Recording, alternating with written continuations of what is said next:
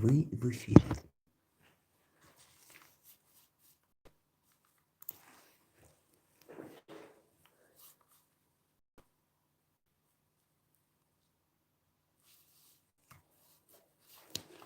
Да, теперь нормально видно. Как умеешь.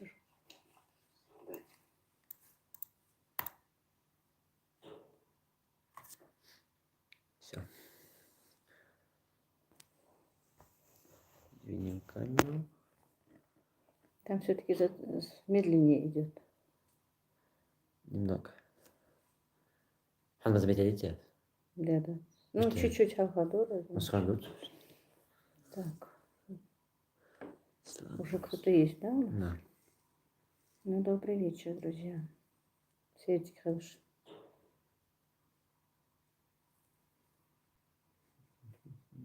Ассаламу алейкум, Рахила Хаджикитова. Да? Алейкум ассалам. Эсет Ингушка, доброго вечера всем. И вам, Лила Сибрашкой. Вам тоже, Эсет, доброго вечера. Любовь Масленька, привет из Воронежа. Добрый вечер.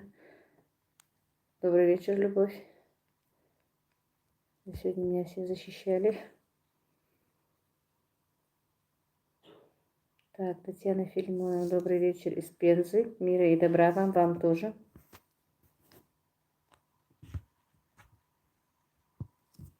Так, наверное, лучше будет. И убери руки.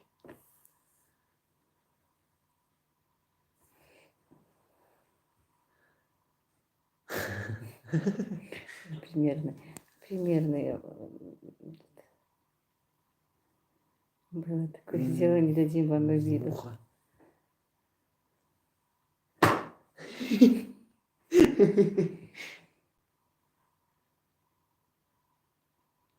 Да, первое время меня даже мандраж было, я испугалась, что она продолжит и со мной, и с вами, но вроде бы человек больше ничего не написал. Я ее заблокировал.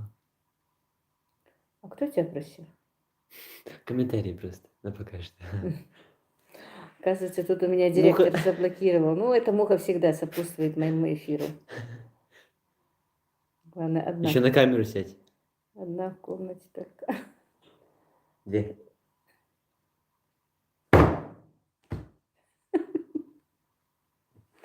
Ебрашка. Тебя убить мало. Вроде убил.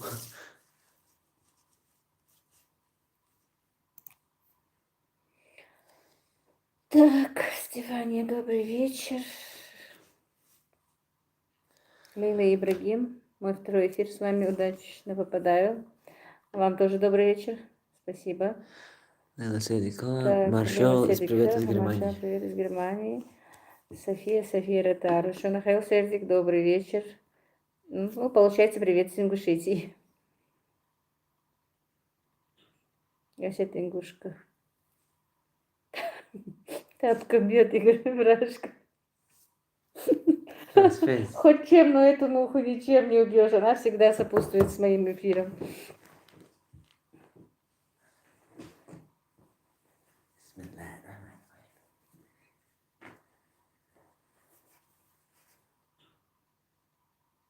Главное, Брашка, не делай этого.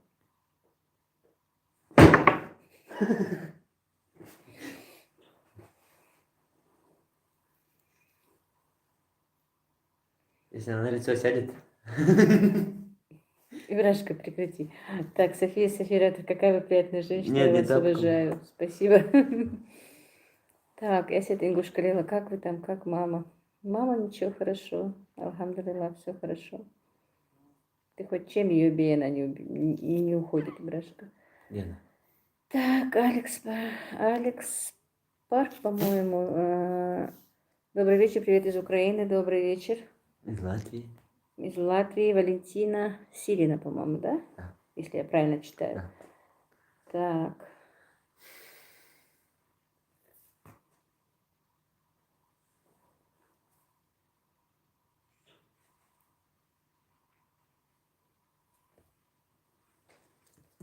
Всем добрый вечер.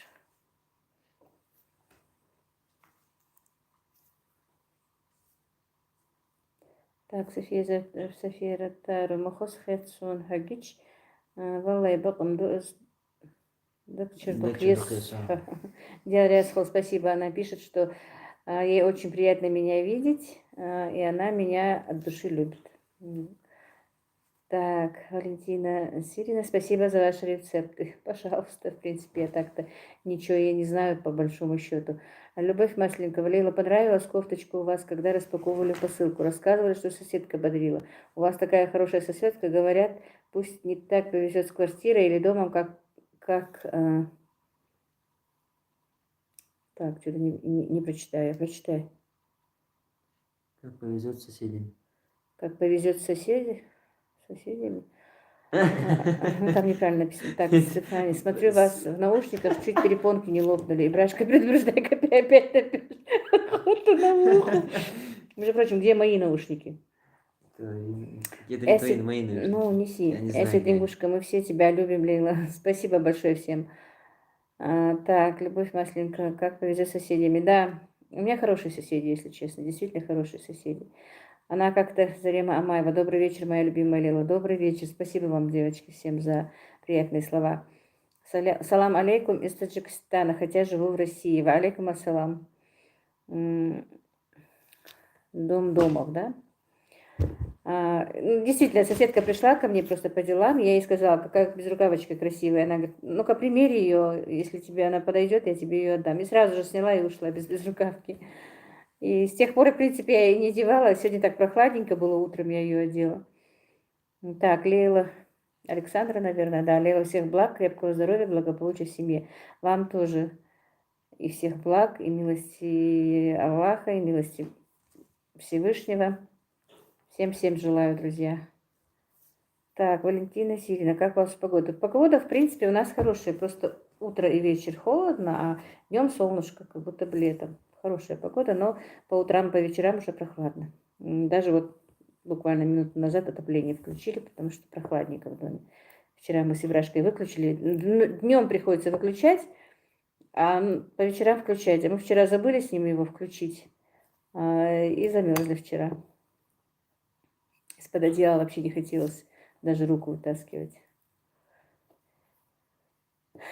Так, Ибрагим Индиев желает вам всем доброго времени суток, приятного просмотра. Кавказ Фуд удалила что-то. Так, дом дома. Моему сыну 10 лет, он салам передает, зовут его Салим. Салим, тебе тоже салам с Ингушетии. Расти здоровый, крепкий, на радость маме. И слушайся маму.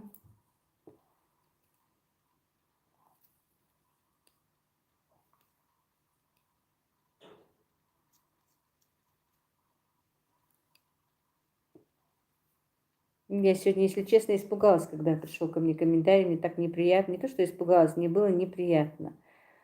Я никогда этого не делала, во-первых. А во-вторых, действительно была удивлена подарком, который прислала. Я не рассчитывала, что будет подарок такой, такой объемный, такой дорогой. Так, Лейла, здравствуйте, продолжайте. Оно у вас отлично получается, свое дело. Джанна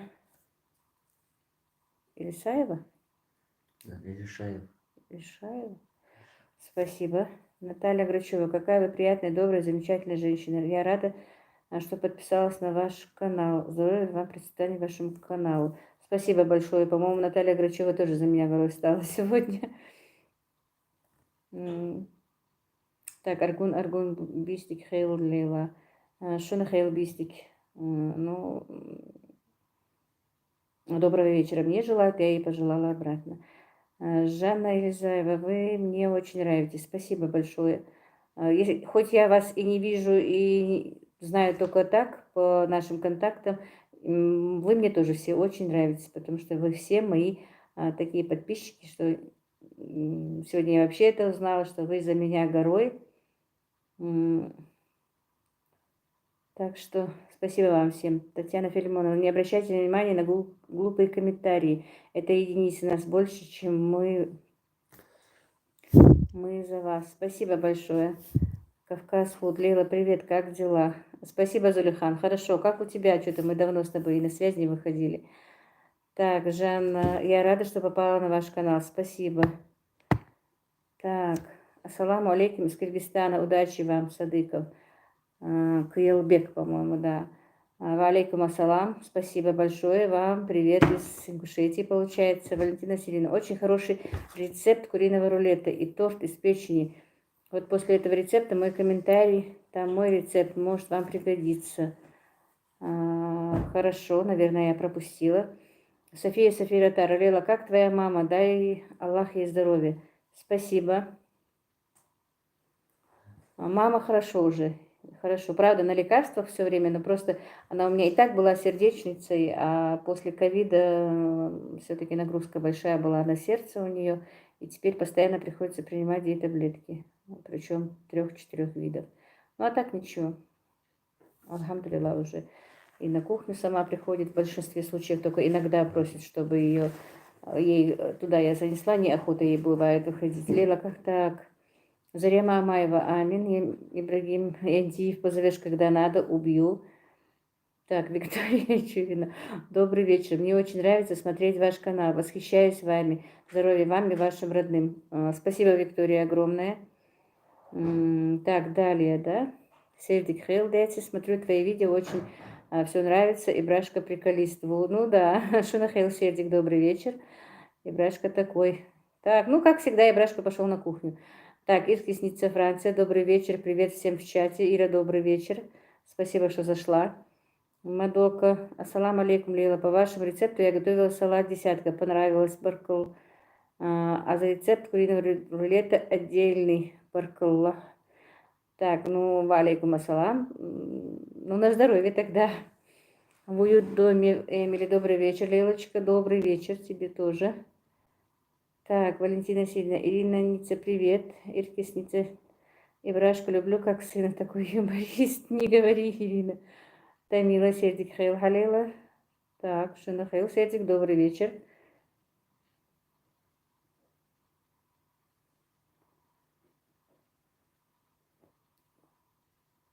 И жалко, что я не могу отправить сообщение голосовое, которое прислала мне Юлечка, моя подписчица, которая прислала мне подарки. Она была, если честно, очень довольна. Я вообще-то не заходила на WhatsApp, я боялась, что что-то произойдет у меня на канале, что что-то плохое или мне напишет, или моим подписчицам. Я все время сидела на телефоне и не заходила в WhatsApp. Оказывается, она мне прислала сообщение, что ей все понравилось, и что она всем довольна. Причем дважды прислала, я ей второй раз ответила. Так что так. Так, Валентина Сильна, а лайк не забываем ставить. Спасибо.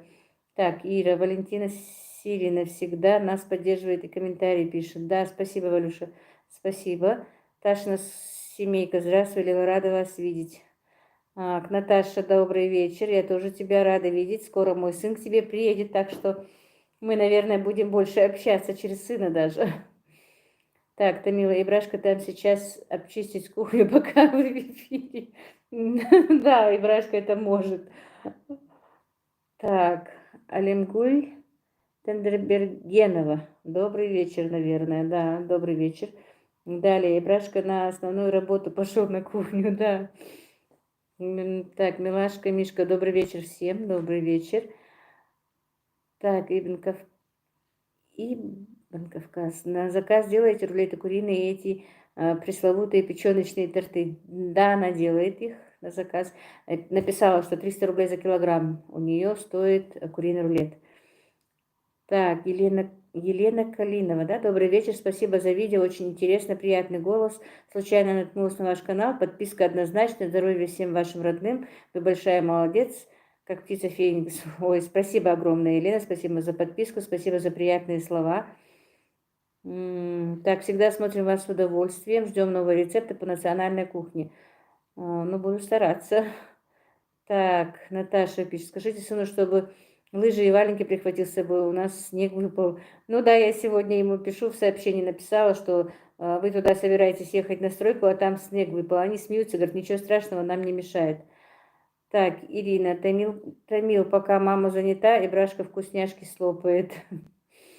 Так, добрый вечер из Казахстана, здоровья и вам, и удачи. Спасибо большое, Алемгуль, получается, да. Добрый вечер, Лейла, я Лемка, Танзила, твоя дочка, молодец, мой заказ, Лемка, да. Мой заказ, блюд гостям понравился, хвалили, было очень вкусно, она большая молодец, спасибо. А между прочим, Лемка, она переживала, мама, что-то она мне ничего не написала, наверное, ей не понравилось. Я говорю, не знаю, она и со мной на связь не выходила, так что передам, если Танзила сейчас, ну, пока не в эфире вроде бы. Так, а канал Ирина Ницца также хороший канал. Я подписалась, и не зря моя фамилия Ширина. Да, у Ирины очень хороший канал. Я рекомендую, друзья, всем, кто у нас в эфире. Так, Ленка Бокова. Добрый вечер, Лила. Рада вас видеть снова в эфире. Ой, это надо уточнить. 300 рублей, если весь ваш материал или как. Я не знаю, не вникала. Это надо будет уточнить. Кавказ Фуд. Лила, скажи, пожалуйста, нашим подписчикам от руки, чтобы нас иногда просматривали. Ну, не знаю, наверное, подписчики сами решат, просматривать нас или нет, Зулихан. Так, уют в доме Эмили. Просто, друзья, я уже здесь кого-то даже рекламировать боюсь.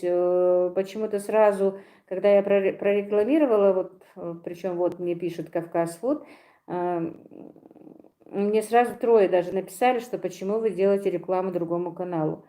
Я не знаю, почему это было написано именно мне, потому что все блогеры это делают.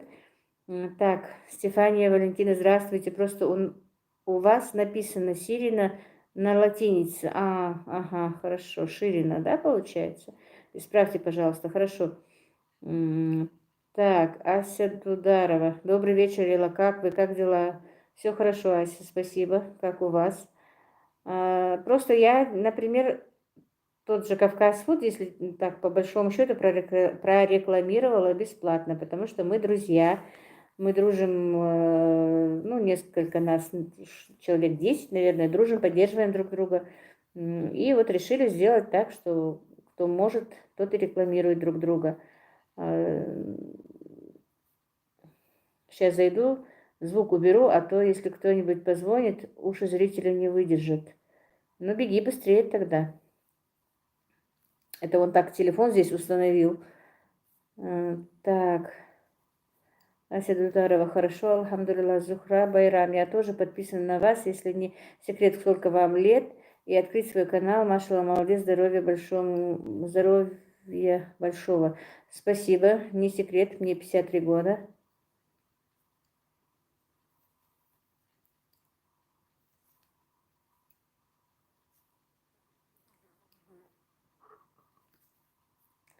Так что почему-то на меня сразу начали наезжать и из-за рекламы канала, и из-за рекламы продукции. Так, да, Ибрашка, побереги наши перепонки и слух, мне мухи хватило. Так, Валентина, это по-латышски, Угу. Понятно. Просто я не умею читать, если честно, на английском.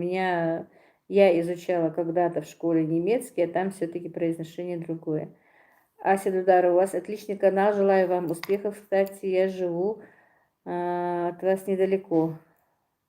Будем знакомы, тогда приходите в гости, если недалеко живете. Так, Сердик, Данера, Сердик Хелшин. Лейла, пожалуйста, почаще улыбайтесь, у вас такая улыбка лучезарная. Так, ну, она поздоровалась, добрый вечер. Вы знаете, улыбаться у меня не получается, потому что, ну, вы видите сами, когда я улыбаюсь, что у меня немножко проблемы с зубами. Я была очень уставшая, гостей было много, только недавно взяла телефон в руки и попала на твой эфир. Гости мои просили ее контакты. Ну, обрадуем Танзилу, а то она действительно переживала, что вам не понравилось. Технические неполадки. Технические неполадки, говорят, будут. Так, быстро, вкусно от Хадижи. Лейла, добрый вечер. Добрый вечер. Кавказ Фуд. Лейла, Аллах Рясхал за рекламу. Да не за что, лишь бы помогло нам. Все. Но без рекламы, действительно, друзья, нам никак не продвинуться. Все-таки хочется небольшого продвижения. Нам тоже, во-первых, нас у кого не подключена монетизация, если в течение года этого не сделают, то их заблокируют уже, по-моему. Так, Алена Назаренко, привет из Ставрополя, всего вам доброго, вам тоже добрый вечер. Лейла Сердик Хейл, у вас хорошая грамотная речь, кто вы по специальности, смотрю вас с большим удовольствием. Так, Шунхейл Сердик, добрый вечер, это значит. Ну, не знаю, речь сама по себе такая, у меня только 10 классов образования, незаконченное техникум не докончила. Ну, как-то так. Лейла, так, быстро, вкусно от Хадижа. Лейла очень добрый, отзывчивый человек. Так, спасибо, Хадижа. Так, Алекс Машти, здравствуйте, счастья вашей семье, дай Аллах вам всего наилучшего, мира и добра вам всем. Добрый вечер, спасибо вам тоже, всем моим подписчикам, мира, добра и благоденствия. Так, Валентина, я сама работала 3 года в семье в Берлине, когда с работой было туго. Ну да. Так, Розалия Арсланова, да? Добрый вечер, Лейла. Апа, привет вам большой из Башкирии. У нас пока тепло, солнце. Вот после работы, после бани лежу, вас смотрю, рецепты супер. Спасибо большое, Розалия. Так, Любовь, Лейла, вижу вопросы про возраст, твое образование и тому подобное. Значит, много новых подписчиков. Это радует. Да, друзья, у меня по Машева появились подписчики, много подписчиков. Ну, для меня это очень много, даже большое спасибо. Я не рассчитывала, что они будут. И причем приходят даже без рекламы, говорят, случайно попали на мой канал, и им нравится. Это мне самой очень приятно. Так, Лейла, вы очень приятная, красивая женщина, спасибо. Я тоже хотела это сказать. Моим, старых тоже не хочу обидеть своих подписчиков, это уже другая тема, конечно. Но и большое спасибо новым, которые пишут комментарии, которые довольны тем, что я делаю. Так, Зухра Байрам, такое большое хозяйство у вас, всем справляетесь. Мои сыновья никакую не хотят помогать, как у вас. Скоро 5000 нас будет, Татьяна Филимонова. Да, надеюсь. Вы знаете, ну, пока Ибрашка помогает. Так, Ибрашка ушел. Просто телефон стоит прямо на ноутбуке, поэтому камера внизу.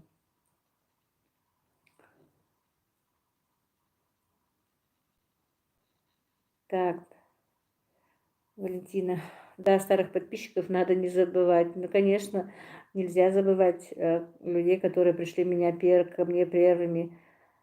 Так, Ирина, я с вами слушаю, булочки пеку, тесто подошло. Давай, Ирина, жалко, к тебе нельзя на булочки, к тебе.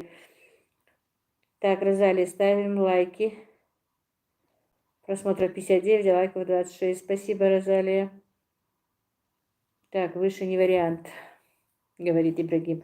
Наталья Грачева, я вот не помню, от кого я к вам попала. То ли от женщины с претензией, то ли от Хадижи, то ли от Кисы. Ибрагим Инди, в следующий раз попробуем повыше. Лейла, трудно было подниматься на башню, не устали? Устала, если честно. А какой следующий рецепт? Да, еще как-то и не задумывалась. Пока ничего не снято, честно. Пока ничего не снимала, не знаю, что будет. Любовь Масленникова, я одна из первых, но никогда не обижаюсь, если ненадолго забудете. Я не забываю, если так, по большому счету. Я иногда вспоминаю своих постоянных подписчиков, когда они пишут мне комментарии. Но просто столько дел, во-первых, и новых подписчиков много. Я могу немножко позабыть, вы меня, конечно, извините, но когда мне уже пишут комментарии постоянных своих подписчиков, я, конечно, вспоминаю и люблю. Я люблю каждого подписчика заочно просто, в действительности. А вы не представляете, насколько меня радует, когда вот новая подписка. Я вот сейчас еще более-менее стала спокойнее относиться к этому, а то почти через каждый час проверяла, подписались ли ко мне. И радуюсь, когда подписываются, и мне бывает не по себе, когда отписываются. Думаю, интересно, почему отписались? Значит, мне не интересно, что же я такого сделала, что им не стало со мной интересно. Так, Валентина, Ирина, мы тогда едем к вам с какой начинкой? Да, на булочки можно пойти. Быстро, вкусно отходи. Жалела, вчера мы поехали в башню. Ой, так устали подниматься, но это этого стоило. Да, кухня для большой семьи. Ассаламу алейкум. Очень приятно вас видеть. Удачи вам. Спасибо. Спасибо. Кухня для большой семьи тоже сегодня меня поддерживала сильно. Поднималась, да, у меня ноги сильно устали. Но Аишка, вы представляете, она поднялась вот на эти 99 метров. И буквально метров 5 только когда оставалась, попросилась на ручки. Сама своим ходом, причем не уставала. Довольная такая была. Так, Любовь Масленко, я тут на неделе немного вас не совсем успевала смотреть. Было 2 юбилея у родственников, было мало времени. А сегодня выходная, наконец-то добралась до вашего канала. Спасибо, друзья. Почему-то я не знаю, но вот именно ролик, где у меня вот про башню, просмотров очень мало. Поменяла несколько раз и название, чтобы больше вроде бы было просмотров. Мне очень не из-за того, что там мне просмотры нужны, а мне в действительности хотелось бы, чтобы просмотрели наши обычаи, посмотрели, как там, что там, и что очень красивая башня. Так, друзья, я пока не буду отвечать, у нас азан.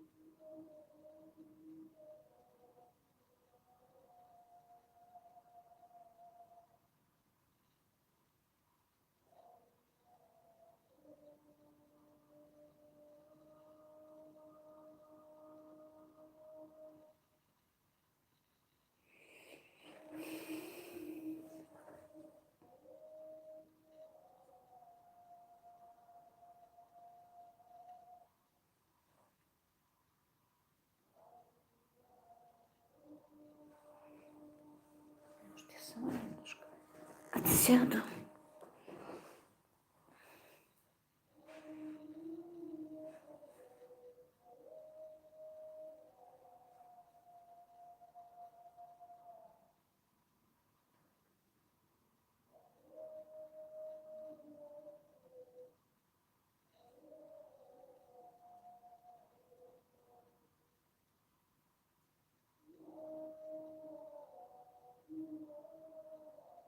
Да, да, я жду.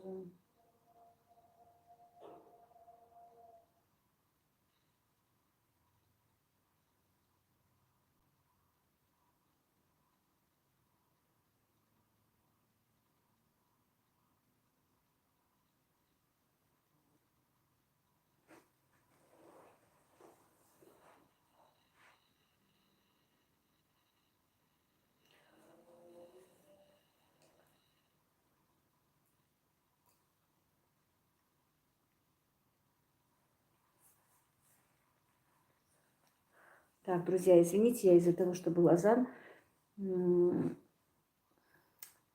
Так. Так, Валентина просит, чтобы я не останавливалась. Ведите канал, несмотря ни на трудности.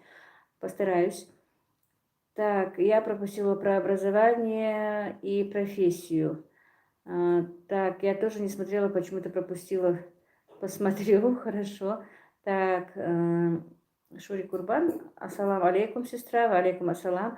Девчонки, кто хочет зарегистрироваться на сайте Фаберлик, напишите, пожалуйста. Так, Розалия Арсланова, у нас в деревне только в пятницу азан, и в большинстве только старики ходят. А у нас в Гудермесе 15 минут назад было время намаза. Так, женщина с претензией Сердик Хелл. Добрый вечер, Сердик Хелл, Хадижа. Так, Тамила, как же повезет вашим снохам иметь такую свекровь, мечта любой невестки? Ну, не скажите, моей невестке я не понравилась. Так, образование и... Что еще там у меня было? У меня просто 10 классов образования.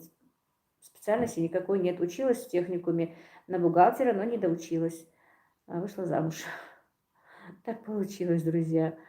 Так, Любовь Масленникова, Лила, кстати, я зашла на страницу девушки, что прислала вам чудесную посылку с бельем и полотенцами. Написала ей, что от вас. Ну, какая же красота у нее продается. Обязательно закажу, потому цены, да? Так, Фаина, моя любимая, номер карты Сбербанка, напишите, пожалуйста. Ой, зачем?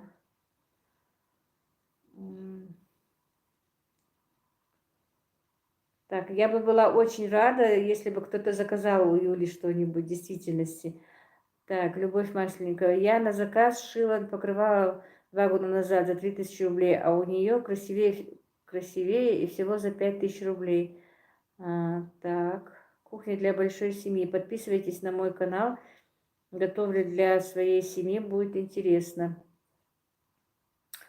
Так, Ирина Митина, здравствуйте. Вчера случайно попала на ваш канал, все очень понравилось. Сегодня подписалась на вас. Спасибо большое вам, все очень интересно. Спасибо за подписку. Просто ваша бывшая невестка оказалась глупой. Думаю, она уже поняла это. Ну, не знаю. Ну и Брашка в своем стиле. Добрый вечер всем, как-то присоединился, кто не знает, администратор, так сказать. Вот именно у нас, я тебя сейчас выложу, такой администратор, что монтирует мне на бегу, приходится за ним бегать, приходится на него немножко прикрикивать, с полусонья собирает мне, монтирует, иногда монтирует то, что даже не должно быть в моем кадре. Так, Марина Астафьева, Лила, здравствуйте, здравствуйте. Так что и Брашку я заложила. Так, вот Хади подтянулась. Как ты, Хадижа? Марина Астафьева, всему чату привет.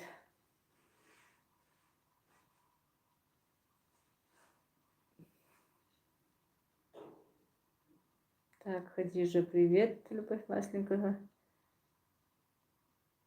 Так, Фаина, не бойтесь, мусульманку должны, кто молитву считает, им хайр надо дать. Так, уют в доме Эмили, мотивация нужна ему, Лейла. Сколько ему еще мотивацию давать? Все время мотивирует его. То я, то бабушка. Это бабушкин сынок. Не успела просмотреть ролик сегодняшний, последние заготовки, заморозки. Лейла понравилось. Дочь твоя так хорошо готовит. И быстро. Здоровья и удачи вам. Спасибо большое. Шурик Курбан. Всем доброй ночи. Доброй ночи. Да мы как-то в этот день хотели, не мы, а я хотела, чтобы мы готовили с ней побольше, но они вот захотели именно, чтобы мы поехали прогуляться, и поэтому приготовили, в принципе, не так много чего. Так, Зухра Байрам, чем опрыскиваете огурцы? Жанар Стамбул, Лейла, добрый вечер. Добрый вечер, Жанар. Вы знаете, у меня вот, если хотите, пересмотрите Зухра Байрам в начальных моих роликах. Там везде я говорю, чем я их в этом году опрыскивала. Вы знаете, каждый год, каждый раз экспериментирую, потому что практически в большинстве случаев ничего не помогает. Так, Женар, Лейла, добрый вечер, Шурик Курбан. Я женщина, ну я поняла, что вы женщина из Таджикистана, но сейчас живу в России. Так, если я сейчас прочитаю, будет неправильно. Добрый вечер, Лела Ханым. Желаю всего лучшего, удачи, новых роликов. Ждем процветания канала. Привет, горячий Узбекистан, Ташкент. Привет вам тоже. Всем добрый вечер. У нас тут много, между прочим, узбеков. У нас недалеко здесь магазин, и там работают узбеки постоянно, давно, и очень такие приятные, хорошие люди. Так, Патя Магомедова, добрый вечер, я новая ваша подписчица. Добрый вечер, спасибо за подписку. Друзья, всем действительно спасибо за подписку, спасибо за поддержку и за приятные слова. Мне очень приятно, и вы мне очень-очень помогаете. Жанар Стамбул, Лейла, интересно, есть у вас казахи там? Ой, не знаю. Татьяна Ануфриева. Добрый вечер, моя хорошая, рада вас увидеть. Добрый вечер, спасибо большое. Я тоже рада читать ваши сообщения, ваши комментарии. Казахи. Вот я не могу точно сказать.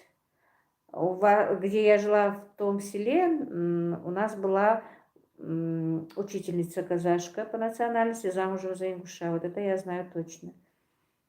Так, спасибо за ваши ролики, так приятно смотреть, прямо с душой сняты. Спасибо, это Ирина Корнеева пишет. Зухра Байрам, мне нравится, как у вас.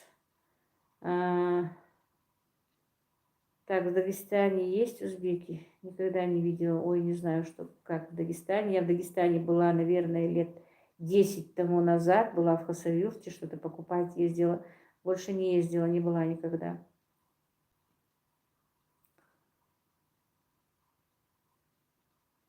У нас много узбеков, если честно, много. И хлеб пекут, вот лепешки узбекские тоже они пекут, у нас есть, работает. Так, уют в доме Эмили. У меня невестка узбечка, наша любимая, правда? Женщина с претензией. Хадижа пишет, девочки, всем приветик, роднульки. Хадижа везде успевает к нам заглянуть. Спасибо тебе большое, Хадижа. Так, Марина Астафьева. Я родилась в Ташкенте. Всем землякам огромный привет. Гуляла я на Узбекистан. Узбекистан. Ну, наверное, приветствие какое-то. Любовь Масленникова Хадижа. Жанар Стамбул. Лила, вы когда-нибудь пробовали бешбармак?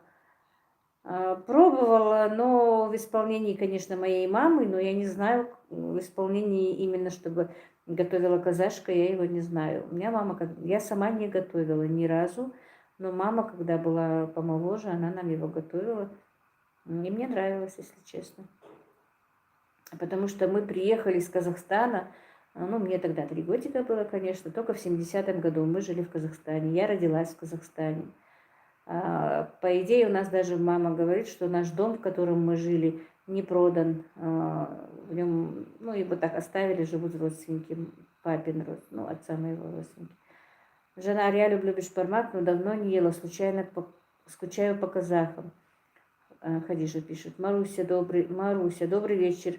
Я новенькая у вас, вы очень добрая женщина. Спасибо, добрый вечер, Маруся, спасибо большое.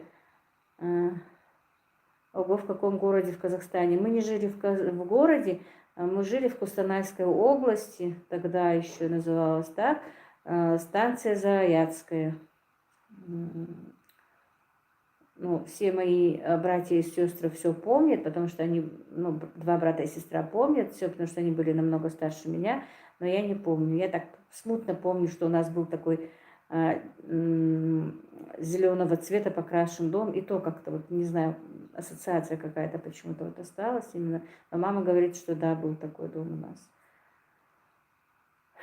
Так, моя Нана готовила бешбармак, да, моя тоже мама готовила его раньше. Я сама не готовила, не рискну его приготовить. Так, с вами очень приятно. Спасибо, Лейла Ханум. Так, папа, мама, Лейла Далдягр, Хил, Ходиария, Схолшу, Хилдягр, спасибо. Жанар, передайте маме привет от казашки, пожалуйста.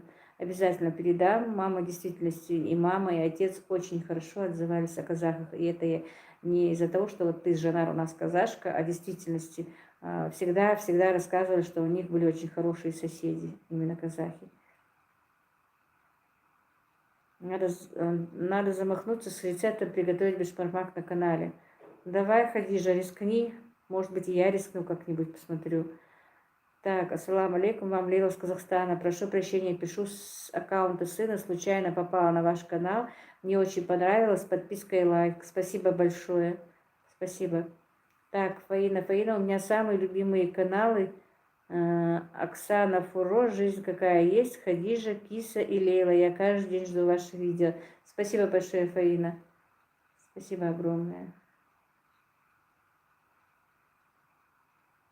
Благодаря Хадиже, в принципе, я и пришла к вам, если честно. Посоветовала с ней. Так, Лейла, жалко. Желаю процветания вашему каналу. Стараюсь не пропускать рекламу, потому что ваш труд на канале должен быть оплачен. Спасибо большое. Так, у моего двоюродного дяди жена казашка. Так, Михаил Новак, здравствуйте, привет вам из Украины. Недавно подписалась и смотрю ваши ролики. Спасибо большое. Я каждый раз жду ваши ролики. Вам мира и добра. Спасибо огромное. Так, не рискую все-таки прочитать на английском.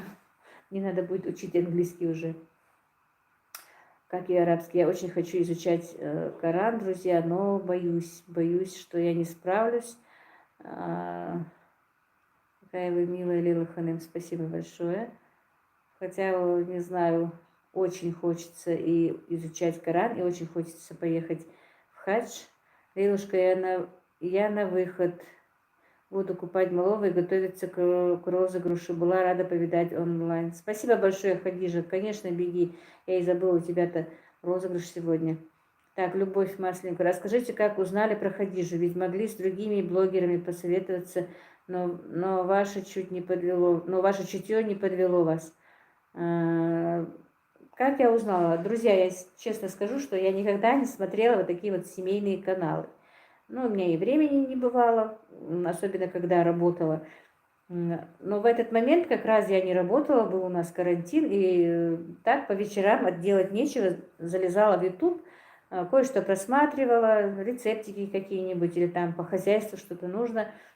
И не знаю, или Кисы, или Хадижа, вот не могу вспомнить, которая у меня появилась в ленте. И я начала потихонечку просматривать. Если честно, сначала не понравилось. А потом с каждым разом, все равно, если ты один раз смотришь, все-таки выходит в ленту выходит, я что-то заинтересовалась и начала их смотреть. И мне понравилось. Но написала сначала, по-моему, я Хадижи. Я Хадижи написала, и она мне несколько роликов сделала. Я делала и убирала. Снимала, убирала. Даже дома никто не знал, что я снимаю. Потихонечку снимала, что я делаю в огороде.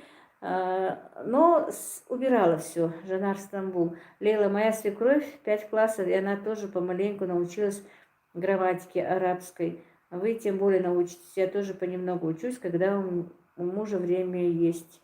Я его прошу. Да. И что-то я втянулась действительно вот так вот. И я спросила Хадижу вот так и так. Ну, я еще кое-что ее спросила, но она мне действительно, что бы я у Хадижи не спросила, она мне отвечала в любое время.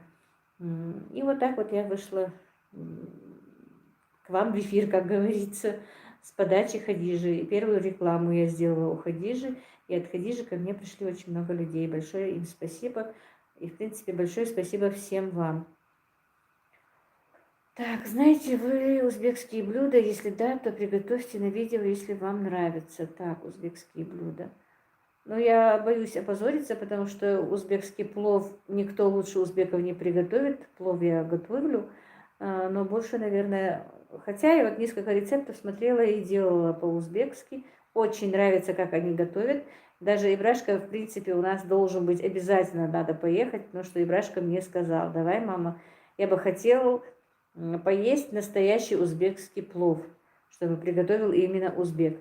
У нас есть такое кафе, где готовят узбеки. Я обещала ему в какой-то день выбраться и поехать поесть действительно узбекский плов. Так, Фаина, Оксана Фурсо, жизнь какая есть, тоже подписывайтесь. У нее очень много приемных детей, 25 детей. Ух ты, я посмотрю. Так, такая она, это Хадижа, да. Да, в принципе, вот когда у меня недавно еще из-за одного моего ролика у меня была неприятность, тоже меня и Хадижа, и девочки из моей группы, с которыми мы участвовали в конкурсе у Хадижи, мы тоже сдружились очень, блогерши, ну, человек нас, по-моему, так тесно связанных между собой, человек 10. Они все меня поддержали, я хотела закрыть канал, если честно, если бы они меня не поддержали, не посоветовали остаться. Так, папа, мама, у вас много детей, у меня 5 детей, 3 сыновей и 2 дочки. Так, Мадлен Аздоева, Лейла, жену чеченку можно, сыну можно? вполне. Я даже рассматриваю такую вероятность, потому что у меня двоюродная сестра за чеченца замужем, и она мне тоже предлагала, может быть, тебе поискать.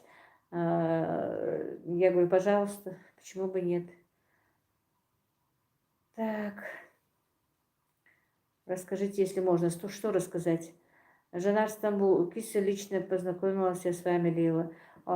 Ну, у меня и от Кисы очень много подписчиков, да, мы и с Кисой переписывались, и Киса отвечает на вопросы, которые я задаю, если честно. Просто к Кисе я уже обратилась второй. Первая у меня, получается, крестная мама Хадижа.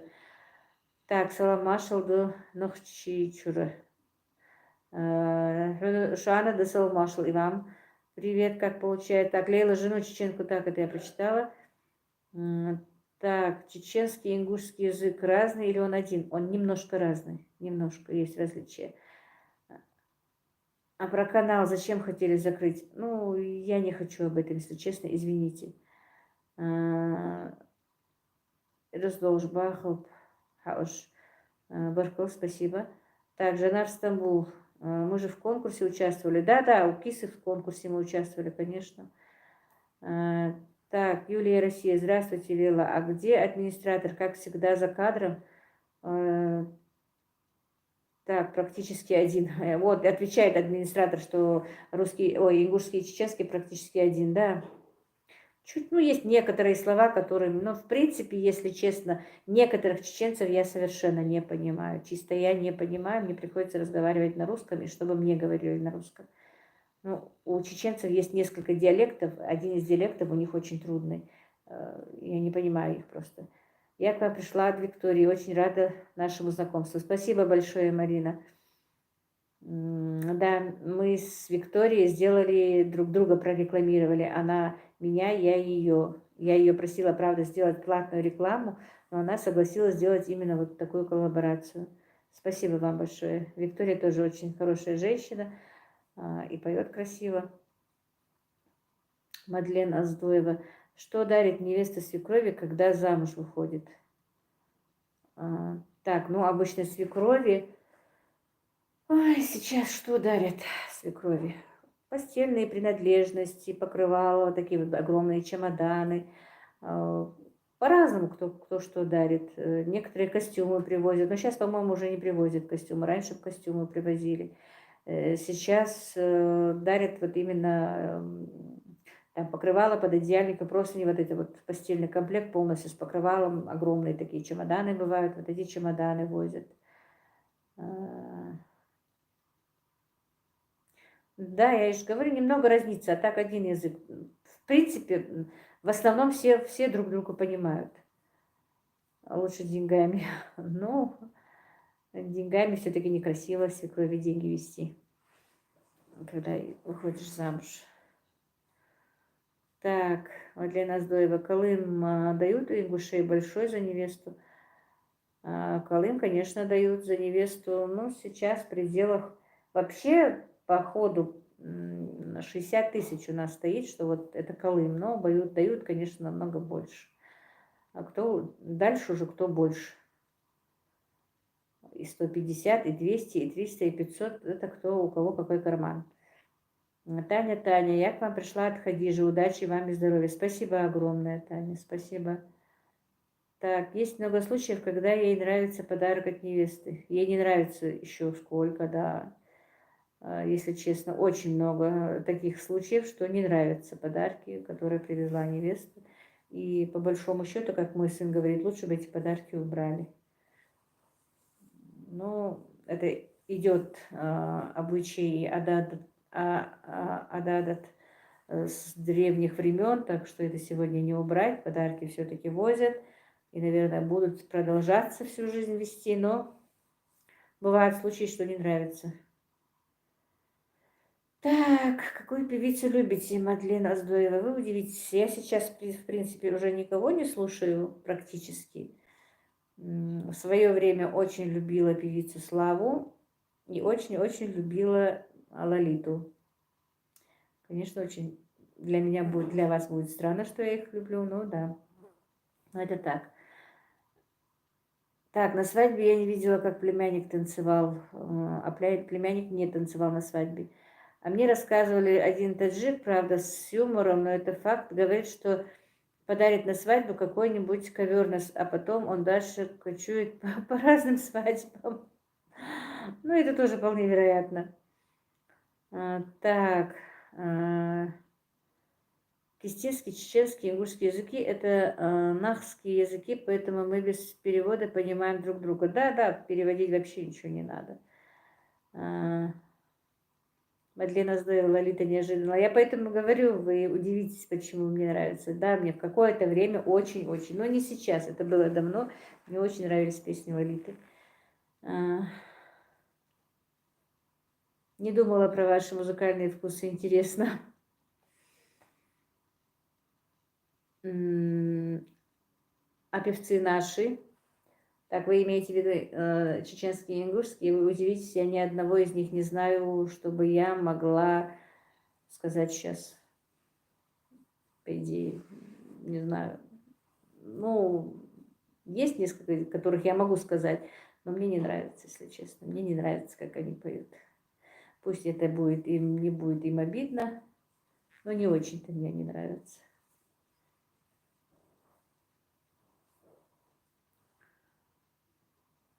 Мака Межиева. Ну так, если я их не слушаю, если честно, я сейчас вообще никого не слушаю из музыкальных. Уже года 2-3. Жена Стамбул, музыка мне тоже не нравится.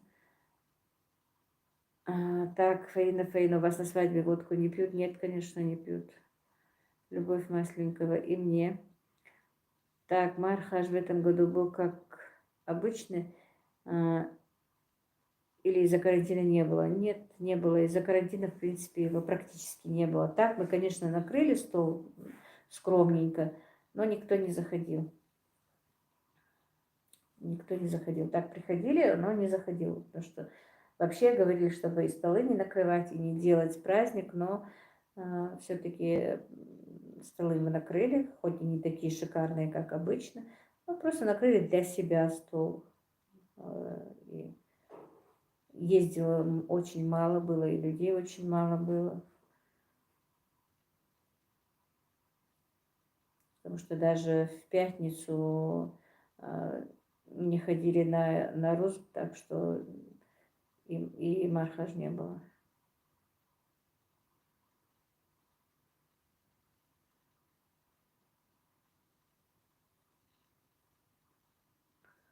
Так, жена Стамбул. Всем хорошего вечера, зрители Левы. До свидания.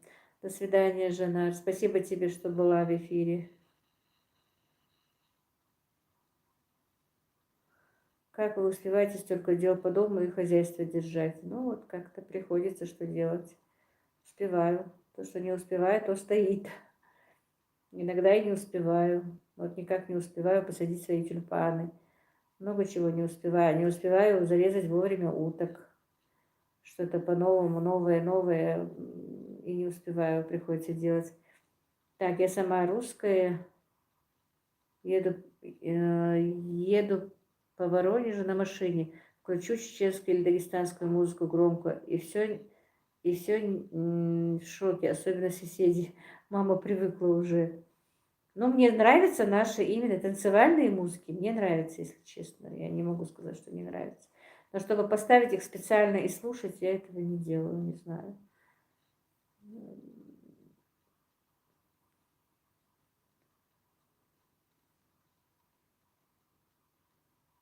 Я, наверное, не патриотка, как говорится. Айна Гитагазова, если честно, мне не нравится. Маков Межива нравится. Не нравится вам их творчество. К Маке Межива я как-то спокойно отношусь. Гитагазова мне не нравится. Так, мам, я на кухне друзей впущу чай попить. Это надо было обязательно, конечно, написать, да?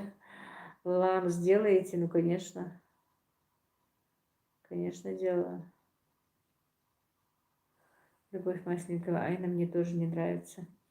Ну, вы знаете, вот Межиева, мне, по идее, мне ее песни нравятся, но как-то я никогда их, чтобы сама поставила и прослушивала, нет. Если кто-то поставил и слушает, я могу послушать, мне так может понравиться. Но специально почему-то я их не ставила, не знаю.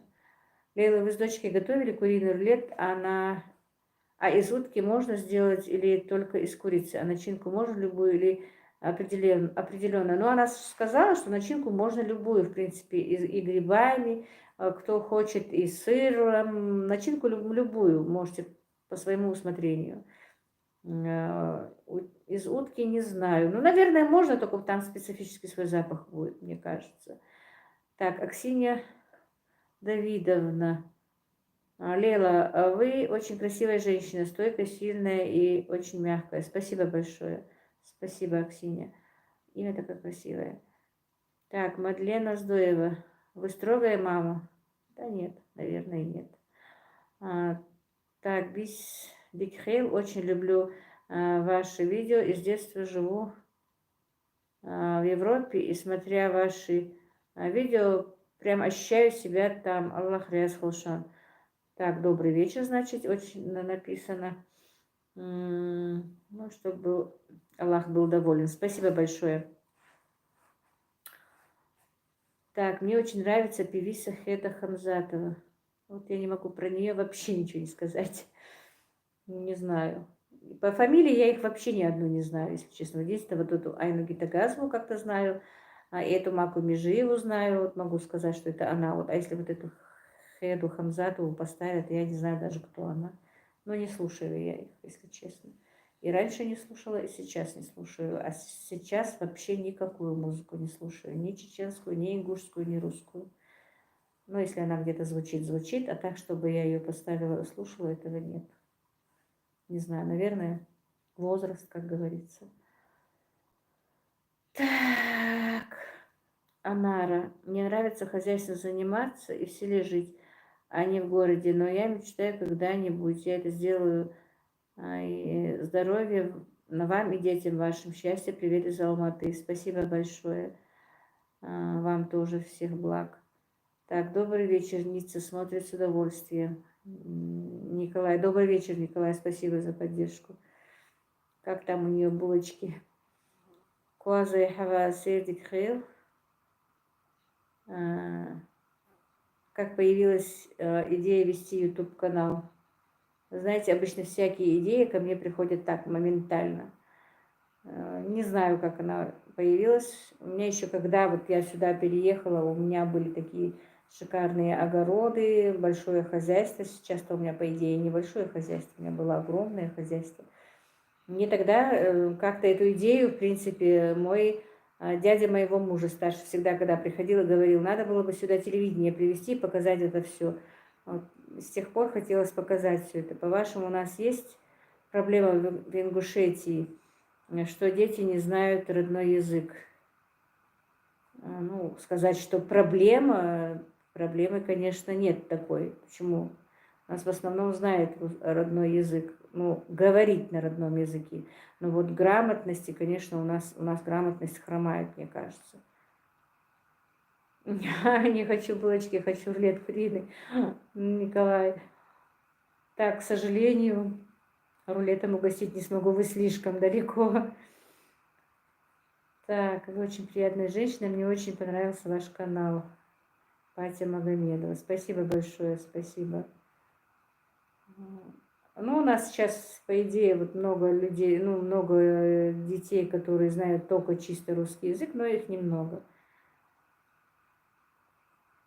Люди, она не слушает песни.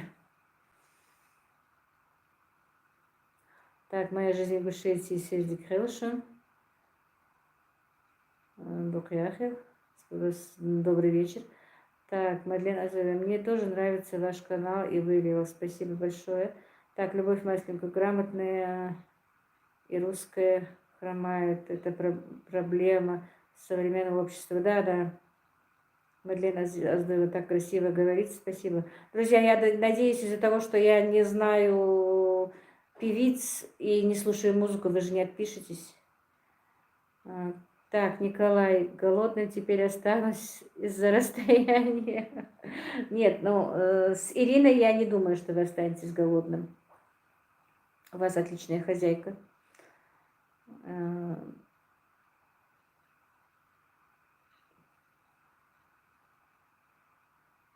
Так, я тоже. Так, Мака Сагаипова, Лариса Иризиева. Так, их, знаете, Сагипова слышала, а Ларису не слышала, не знаю. Я же вам говорю, я никогда не интересовалась, не знаю, может быть, это мой пробел, может быть, это мой минус.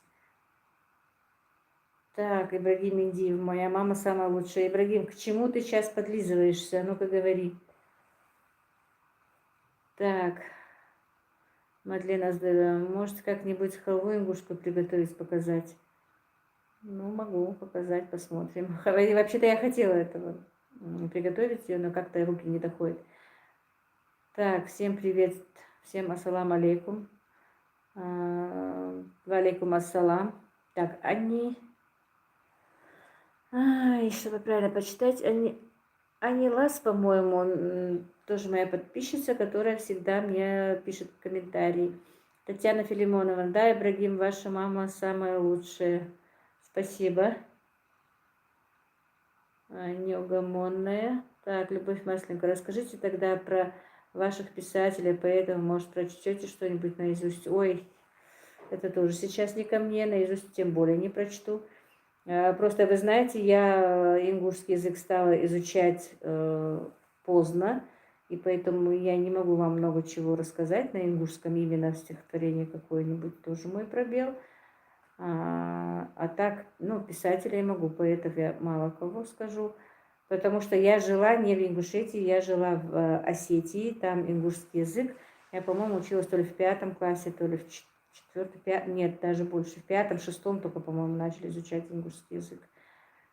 Так, Николай, я ее к вам на кулинарные курсы национальной кухни отправлю. Давайте, лишь бы вы отправили, а там уже хоть на что. Так, Юлия, Россия, Ибрагим, наверное, очень сильно хочет плов. Так, Мадлена Здорова, поздно во сколько? Мне уже за 20, и тоже не знаю, есть шанс. В смысле, что...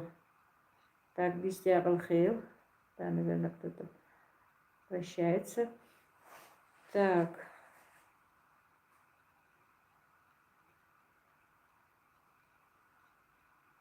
У нас Базошкин, Джабраил Яндиев. Кто еще? Сейчас я даже вспоминать не смогу вспомнить сразу. Ингушский выучить есть шанс? Ну, не знаю, наверное, есть. Любой язык изучать, по идее, есть шанс. Так, Аксинья Давыдова, строгая, не строгая, я не знаю, поднимать детей одной после трагедии, вырастить, поставить дом, обжиться, сколько сил, труда, здоровья, вы себе цену не знаете. Ой, спасибо вам большое. Ну, может быть, я немного и строгая, не знаю, но с Ибрашкой почему-то у меня не получается быть строгой. Так, Люция Сабирова. Добрый вечер, Лейла. Вы как-то упомянули, что любите вязать. Что вы любите вязать и будет ли мастер-классы? С уважением, Люция из Татарстана. Ну, для мастера-класса я не очень-то умею, конечно, вязать. В основном так, носочки без рукавочки. Не дошла до того, чтобы что-то более такое вязать. Я так осталась в начинающих все время. Могу гольфики связать, носочки связать без рукавочки. Ну, как-то, знаете, увлекалась еще, юбочки вязала, но уже давно не вяжу, давно не получается. Как только вот появилось у меня хозяйство, как я переехала сюда жить, уже бывает, в принципе, не до вязания. Ну, а когда был жив мой муж, когда я не работала, когда мне не нужно было делать столько вещей, я потихонечку вязала. Какой город Ингушетии самый красивый? Ну, сейчас получается в Магаз, потому что он молодой, красивый, а так в основном у нас только сейчас начинается более-менее обустройство городов. Магаз самый красивый, самый и молодой, и красивый, и инновационный город. Так.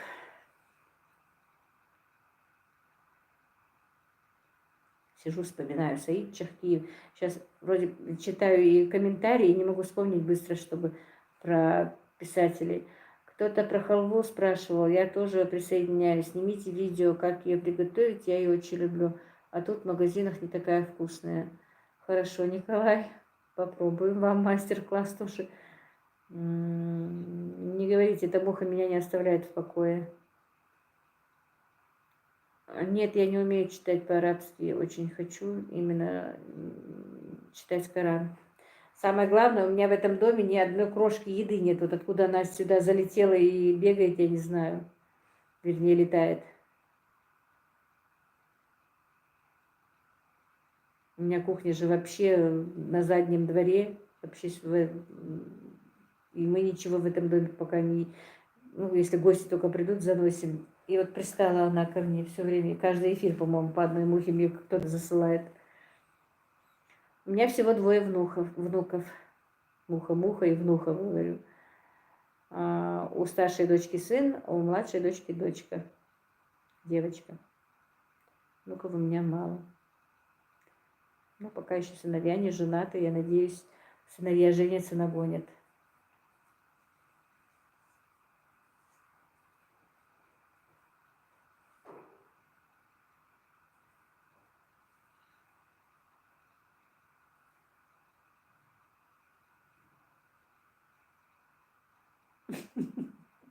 Не говорите, Николай.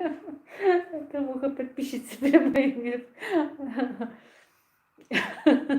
Скорее всего. Так, Тамила Танзила так на вас похожа.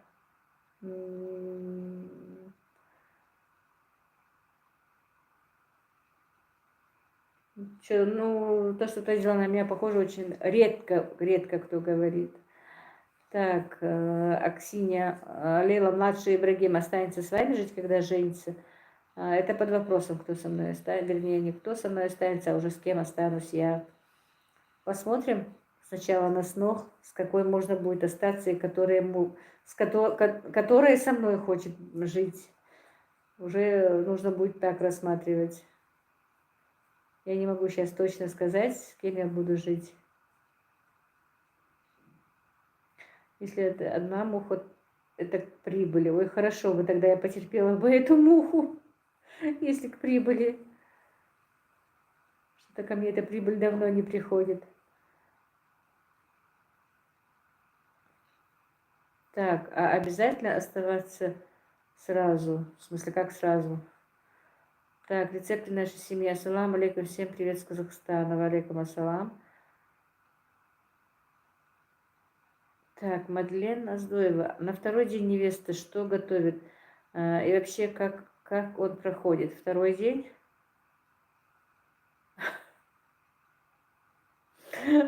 Николай, а много мух были? Они толпой много сидят, не говорите. Так, или это потом, когда вы старенькой станете? Жить со мной, что ли? Ну, в принципе, с родителями по-любому у нас остаются родители, одних не оставляют. Кто-то должен быть с родителями, один из сыновей. С кем хочет, в основном, конечно, с младшим. Но сейчас у нас последнее время, да хоть с чем приди, она меня уже замучила. В последнее время уже как-то пересмотрели у нас это. Могут и со старшим остаться, могут и, в принципе, жить сами какое-то время, потом могут вместе жить с родителями. Не принципиально сейчас. А раньше, в принципе, оставались с младшим. Вот так вот. Так, второй день, что делает невеста? В принципе, ну, что она делает обычно? Как обычный день, второй день. Обычно на второй день все-таки бывает много гостей. В основном она обслуживает гостей. Все равно и второй день, и третий день люди приходят еще, особенно приходят друзья жениха, приходят, их приходится обслуживать. Те люди, которые в воскресенье, например, на свадьбу не смогли попасть на свадьбу, приходят на второй день. Нет, соседи приходят, чтобы им, ну, на второй день им более комфортнее прийти, чем в первый. потому что первый день много родственников, и они не хотят мешать. И в большинстве случаев на второй день невеста все-таки обслуживает. Она не готовит. По идее, не обязательно она должна что-то готовить именно на второй день. И по идее, по-моему, даже и не готовит. Просто готовит. На второй день все равно остаются там, если есть замужние дочери, то замужние дочери, свекровь. Но если надо и готовить, она может и приготовить хоть что. Это не принципиально, что она должна делать что-то. Да, скорее всего. Ну, а так как-то на второй день готовить и что-то такое делать не очень-то дают. Ну, если нет дома, некому, там нет девочки помочь, конечно, она и посуду убирает, и может и по дому прибраться. Но в основном обычно встречает гостей, обслуживает гостей. Так. Зухра, мне нравится, как у вас строят дома. Как-то смотрела ваш ролик, в селе одноэтажные большие дворы, а у нас у кого выше дом. Я же говорю, муха, шпион, да, Марина. Ну, хоть отстала сейчас немножко. Побоялась, наверное, Ибрашка, что Зихофосом придет. В этом году, между прочим, действительно, у меня очень много мух. В прошлом году не было. То ли из-за того, что у меня в этом году хозяйство, в прошлом году хозяйства не было. Ну, я имею в виду не хозяйство, а именно уток, гусей, этого у меня не было. И, по-моему, поэтому, хотя многие жалуются, что в этом году у всех мух много. Ну, а сейчас они поналетели, потому что на улице холодно, а в доме тепло, и вот они залетают. Как только оставляешь дверь открытой, они залетают. Так, Валера Зоева, кто у вас любимые блогеры? Так, ой, на вопрос, который я тоже очень сложно отвечу. Любимые блогеры. Не знаю, прям чтобы вот любимые блогеры были. Я смотрю многих. Николай, да, Николай, вы мой любимый блогер. Ну, мне нравится, действительно, если честно, нравится и Хадижа нравится, и Ирина нравится, Ирка Сница нравится ее. Так, у нас тоже охота за большими домами. В моде трехэтажной. Смотрю такие дома в объявлениях на продажу, пустота во всех смыслах, очень неуютно. Так, Мадлена, вы видели в одном видео, когда вы готовили, зашел цыпленок. Это так мило было. Но у меня просто действительность, я вам, ну, вы, наверное, подписчики, которые присоединились ко мне недавно, я долгое время не снимала свою кухню, потому что она у меня такая не очень важненькая, и практически она у меня получается, почти на земле. Ну, там небольшой фундамент, но этот фундамент уже почти ушел под землю, потому что поднимали, ложили там что-то. Она у меня совсем на заднем дворе строилась как кладовка, но что-то вот когда мы обустроили дом, дочки не захотели, чтобы здесь была кухня, и мы пристроили кухню в комнату одну пристроили, но ну, по многим обстоятельствам, по стечению обстоятельств мы никак не можем доделать эту кухню. И практически уже 15-16 лет мы в этой временной кухне. Думали, вот в этом году докончим, в этом году докончим. Так и ютимся в той кухоньке. И поэтому они могут заходить в любой момент, заходят, и приходится за ними тоже бегать. Это несколько там цыплят, которые уж как бы их не закрыть, они все равно выходят. И вот действительно они у меня туда заходят. Очень хочу закончить свою кухню, если честно, но не получается. Просто много обстоятельств, много чего у нас произошло, что не получается. Я долго не хотела снимать, как я готовлю, потому что я боялась, что не понравится моя кухня. Так, Аксинья, если молодежь, семья молодая и не очень ссорится, свекровь или теща вмешиваются или сами разбираются? Ну и сами разбираются, если честно. Я за 2 месяца, что был женат мой сын, мирила их 2-3 раза, вроде бы мирились, но все равно не смогли они ужиться вместе. Не знаю, я даже не знала, что у них что-то происходит, только через месяц узнала, что все-таки она недовольна ими, что у них какие-то там перетерки. Ну, я с ней разговаривала, и с ним разговаривала. Вроде бы приходили к тому, что хорошо, соглашалась она, что ничего, все будет нормально. Но через какое-то время она опять находила какую-то причину, они опять ссорились. Но в итоге так получилось, что она даже и меня обвинила, хотя я в этом ни в чем не виновата была, не знаю, но пусть Аллах нас рассудит. В Ингушетии сейчас делают официальную регистрацию брака или только исламский брак? Ну, в принципе, всегда делают регистрацию, конечно. Так, Николай, спасибо за эфир, очень рад был поговорить и послушать интересные вещи. К сожалению, нужно отойти, жена заставляет булки есть. Спасибо, Николай, приятного вам аппетита. Спасибо большое. Я очень благодарна вам и за вашу оценку, и за ваше присутствие в эфире. Нет, у нас делают регистрацию по-любому, потому что с рождением ребенка регистрация все равно нужна. Ну, так эту регистрацию просто не делают прямо в день свадьбы или сразу же. Ее делают чуть-чуть попозже, но делают всегда. У нас очень мало браков, которые без регистрации.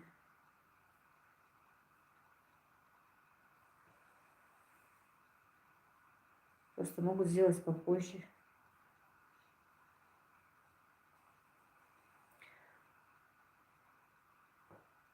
Так, Аксинья, я также и одного слушаю, и второго слушаю, а дальше не знаю как. Спасибо за эфир. Так. Ибрашка, не забудь в следующий раз камеру закрепить повыше. Так, про браки не знала. Мадлена Здоева, откуда вы? Ты ее спрашиваешь. Любовь Масленко. А вторые, третьи, четвертые жены есть у мужчин? Вторые есть, третьи, четвертые, конечно, я не знаю. Так, Мадлена из Алматы. Подвешенные есть. Много случаев, что есть две жены. Ну, и так, небольшие случаи есть, что и три жены есть. Но 4 я еще не слышала, по крайней мере, официально. Не знаю, что там у них есть неофициальные. Например, ладно, не буду. Так. Иврашка, ты мне действительно, если сегодня этот телефон установил очень неудачно. Ксения Давидова, Ибрагим, маму красиво снимаете. Наталья Грачева, я тоже из Алматы. Людмила Гудаковская. Добрый вечер, Лила. У нас в Казахстане уже ночь. Как Аишка после малины? Все обошлось без сыпи. Да нет, все равно сыпь высыпает. Уже была красненькая к вечеру. Но нас не поругали. Добрый вечер, Людмила. Людмила тоже моя постоянная подписчица, которая всегда комментирует и пишет всегда приятные слова. Большое вам спасибо, Людмила. Свекровь мамы называете, да. Это однозначно уже по-другому мамы свекровь не называют, только мамой. Так, Маква Сурхоева, Лила, ты большая молодец, что решилась открыть канал. Не бросай это дело. Мне нравится, как Ибрагим установил камеру. Все хорошо. Если честно, мне не нравится сегодня, конечно, как он ее установил. Но что ж поделать. Хотел как лучше, получилось, как всегда. Любовь Масленко. Людмила Гудаковская везде успевает. Очень приятная женщина и подписчица. Да. Похвала Восточная. Ассаламу алейкум. Доброй ночи. Очень люблю вас. Вам тоже доброй ночи. Большое спасибо. И я вас заочно всех люблю. Хоть и не вижу вас. Надеюсь, я вас не разочаровываю своими ответами.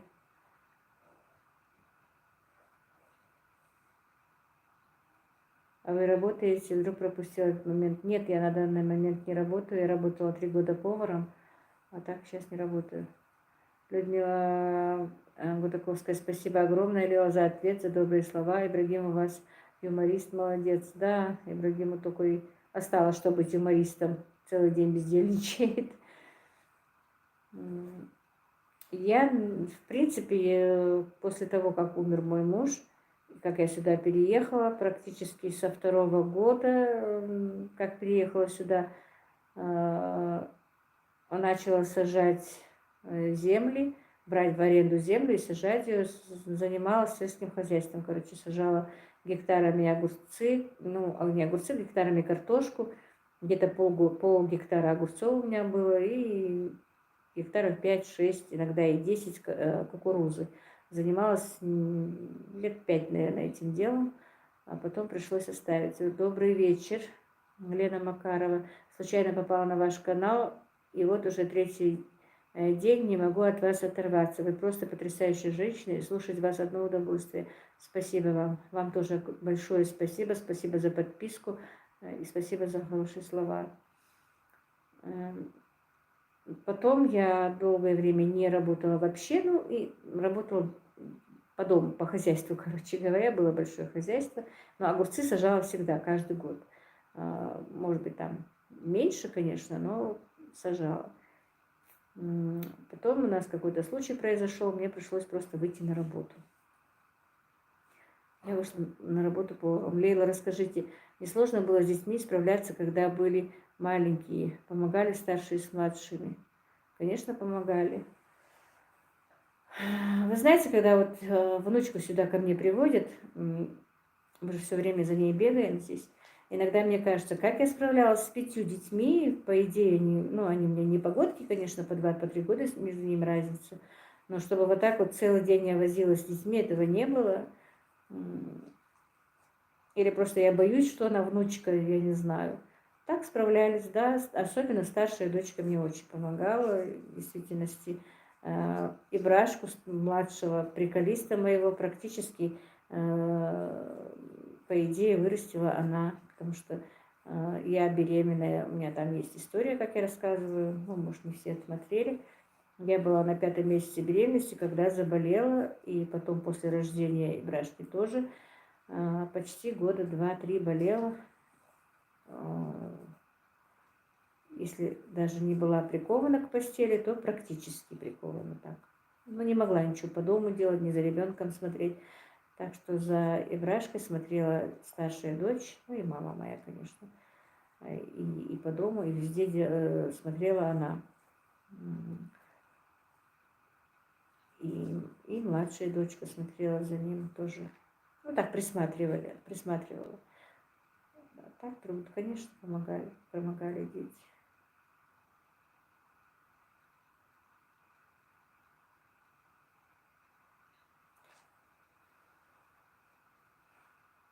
Так, а Лейла, что скажешь на фразу, что внуков любят даже больше, чем детей, но и переживают, соответственно, больше? Вы знаете, это в действительности так. Вот, когда вот Аишку обнимаю, мне кажется, вот как будто бы весь мир я обнимаю. Не знаю, вот она уехала, они вчера уехали, а дом настолько опустел. Это что-то, не знаю, действительно не передать любовь к внукам. Это что-то не то. Даже не могу передать это состояние, в действительности очень привязываешься к внукам, потому что, наверное, уже становишься старше, уже не так устаешь от детей, и уже этот маленький ребенок все-таки настолько тебя, не знаю, это просто счастье иметь внуков. Ибрагим, нелегко ты маме достался. Да, по идее, это точно, Любовь Масленко. Простите, случайно перешла на ты, как к маме обратилась. Так, Юлия Россия, а внуку сколько лет и внучке сколько? Внук у меня уже, в принципе, взрослый мужчина, 14 лет, а внучке только 2 годика, 2 с лишним, 2 и 2. Ничего, что вы перешли на «ты», потому что, в принципе, я сама ко всем уже начинаю на «ты», потому что у нас, у ингушей, нет обращения «вы». У меня очень много подписчиц, вышли на связь в личную WhatsApp. Через WhatsApp мы переписываемся, перезваниваемся и разговариваем. И поэтому, и даже вот с ними мы уже как-то сразу же на «ты», потому что в действительности у нас нет обращения на «вы». И мне бывает проще, когда и мне говорят «ты», и я говорю «ты». Так, Хадижа опять снова с нами. Здравствуйте. Спасибо, Хадижа. Любовь Масленникова. А когда тогда обращаются, как тогда обращаются к старшим? К старшим у нас обращаются, если мужчина, то воти, если женщина, то дяти. Но тоже на ты. Так получается, на ингушском получается просто ты. У нас не то, что ты, у нас нет этого ты, вы вообще в лексионе. Я своего внука просто обожаю, Наталья Грачева, и тоже не могу передать это состояние. Все правда. Чихнул или кашлянул, все в жизни нет, да, не говорите.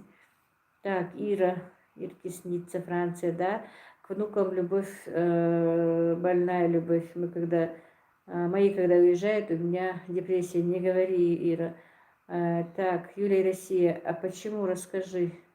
Так, а что рассказать? Я что-то столько многим отвечаю, не могу точно, про что спрашивают. Так, Таня, не привет. Так, Аллах дал, тук хастильха, ирсинан хейльха. Нелегкая судьба досталась, одна с детьми. Диаресхол, спасибо большое. Да, ну что поделаешь, на все воля Аллаха. Таких, как я, в принципе, очень много, конечно. Но Аллах дает силы по-любому и детей вырастить, и всему остальному. У нас нет ты и вы, потому что считается, что мы равны по статусу, а так по именам обращаемся. Да, ну, кому можно обращаться, мы обращаемся по именам. А так, если человек намного там старше тебя, конечно, мы не называем по имени, мы говорим дяти и воти. А в действительности у нас нет слова вы, ты в лексике. А если имя не знаем, то я же говорю, если мужчина, то воти, а если женщина, то дяти. Уважение проявляется поступками, да.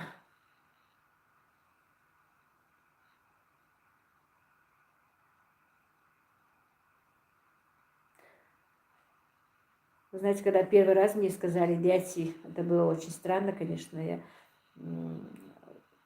обычно младшие называют старших так.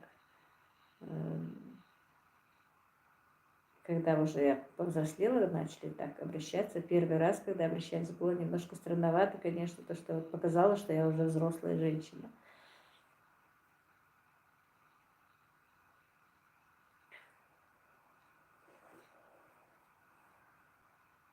Ну, может быть, да. Мне нравится, что у нас нет вот этих ты и вы. Наталья Грачева, Хадижа, не бездельничай здесь, а видео снимай для нас. Ну, Хадиже же тоже надо немного за нами присматриваться. Мы как-то вроде бы ее крестные дети. Так что и отдохнуть, может, она уже немножко хочет отдохнуть от своих видео, посмотреть, что мы тут делаем.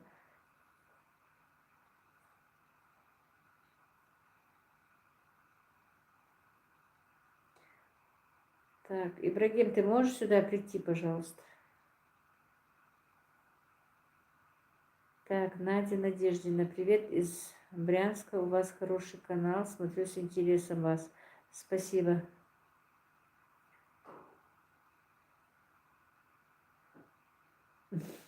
Только хотела это сказать. Мне сказали дяди, когда мне было 21 год. Но мне не было тогда 21, конечно, мне было намного больше. Но все равно для меня это первое время вот прям вот резало слух, что вот говорят дети. Ну, думаю, все, уже повзрослела, постарела, если уже дети говорят.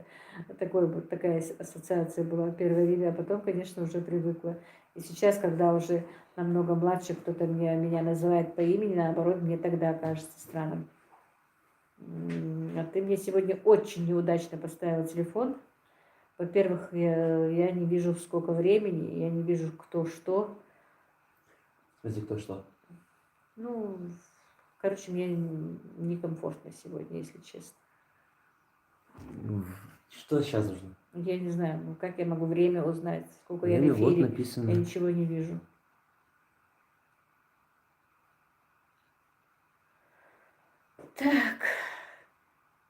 Все? Эльвира Кубанова. Я от Хадижи. Спасибо. Его нельзя переустановить как-то, нет? Телефон перевернуть? Да. Прекрасно. Уже сколько время? 20:32, да? Все, ладно. Так, а вы соление делаете? Да, конечно. Я соление не то, что просто так делаю. В этом году просто на продажу сделала очень мало. Вообще я на продажу очень много делала солений. Мы торговали, у меня где-то даже, по-моему, ролик есть, что я рассказываю, когда я занималась вот именно выращиванием картофеля и огурцов. Мы открыли точку такую прямо на трассе и продавали овощи.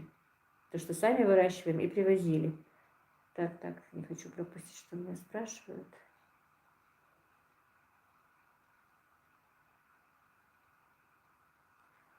Так, сообщение удалилось. Я пропустила всё-таки.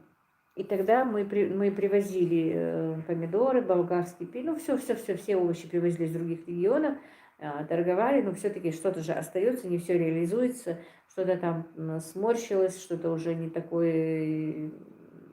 такого качества, не свежее. Это все я перерабатывала, ну как, что нельзя было продать, ну не испортилось, но оно чуть-чуть подвяло, вот в таком смысле. И мы как-то, чтобы это все не выбрасывать, было жалко, как-то решили это все Так, Ибрашке Надежде надо привет передать. Спасибо, передам. Хотя он в эфире, он все это видит. Просто сидит с друзьями в кухне. И я решила все это... Сначала решила не для продажи, а просто для себя. Мы все это делали. А потом это стало настолько много, уже много чего начала делать. Потом начали продавать, если честно. Вот как-то, вот, не знаю, почему-то вот как-то вышло случайно. А может быть, решили, может быть, будут покупать, и вынесли, вот где мы продаем на нашу точку. И люди начали покупать, им нравилось очень. И я уже начала делать в действительности даже уже чисто даже на продажу, не просто так ради себя. Даже были моменты, что я даже работника нанимала, чтобы вместе со мной готовила. Лейла, расскажите про моду ингушских девушек. Наращенные ногти, накачанные губы, татуировки, или такого совсем нет, или все же европейская цивилизация к вам пришла? Да, цивилизация к нам пришла, хоть это и прискорбно говорить. Есть и наращенные губы, есть и наращенные ногти. Но татуировки не скажу. Татуировок у девушек нет, это точно. По-моему, по крайней мере, на видных местах их нет. Что они дальше делают, я не знаю. Ну, скорее всего, нет, если честно. Но остальное все понемножку уже к нам пришло. Хотя мне бы и не хотелось, если честно. Мне не нравятся накачанные губы, не нравятся. И наращенные эти ресницы не нравятся. Все-таки намного лучше, когда естественно. Но это что-то вот в последнее время у нас это уже больше и больше идет. Так, Марина Сафия, спасибо за стрим. Всем в чате до свидания. До свидания большое. Спасибо вам большое, Ирина и Марина. Огромное вам спасибо. Так, Мария Ковалевского, я тоже от Хадижи. Спасибо тоже. Беца, все хорошо, нам нравится, как ты проводишь эфир. Спасибо.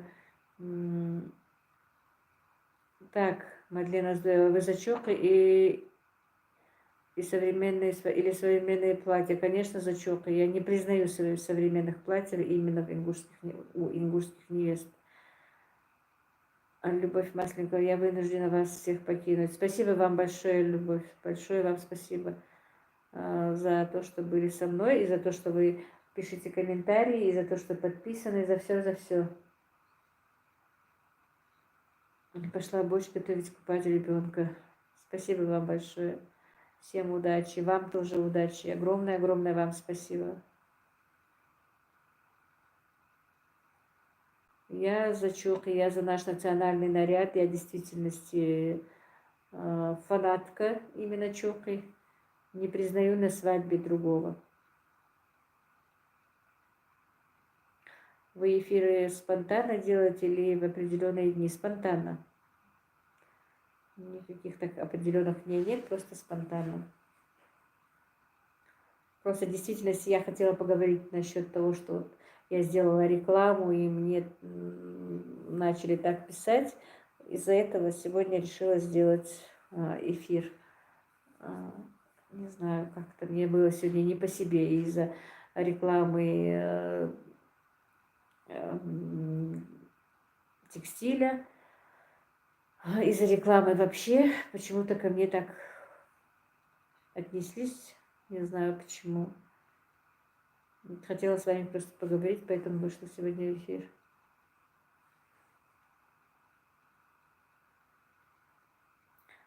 Качество эфира шикарное. Просто, ой, да у нас, чтобы шикарно, ничего такого нет. Старенький ноутбук, если честно, и мой телефон. И муха, которая меня в покое не оставляет.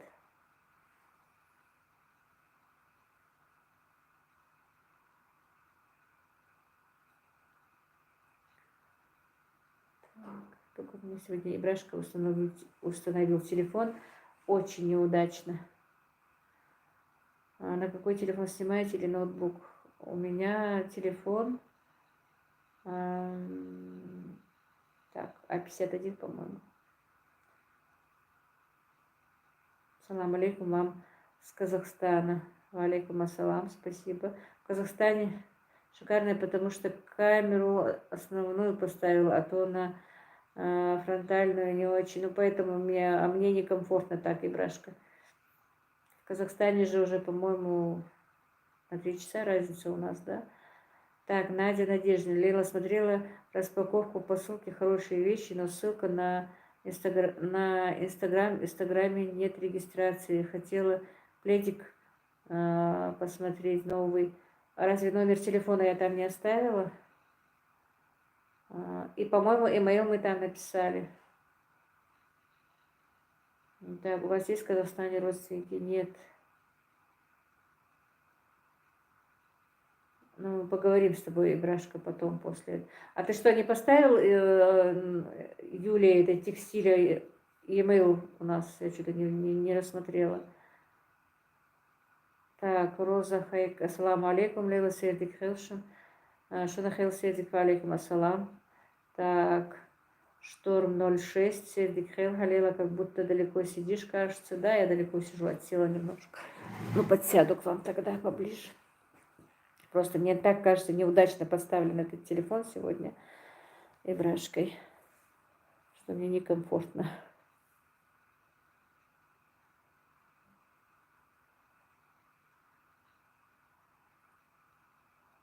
Так, Шторм тоже моя подписчица, которая регулярно мне пишет комментарии, просмотры делает. Спасибо большое. Вообще всем огромное спасибо.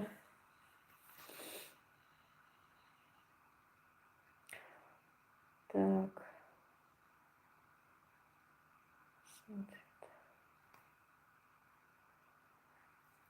Кому-то эфир не понравился. А я? И вы тоже, Роза. Так, Лила, очень-очень рада вас видеть. У меня сейчас, между прочим, действительно очень много подписчиц, которые постоянно, регулярно меня смотрят, постоянно пишут мне хорошие комментарии. Огромное вам спасибо за это. Вы мне очень помогаете в действительности. Юлия Ибрагим опять попал на разговор с мамой.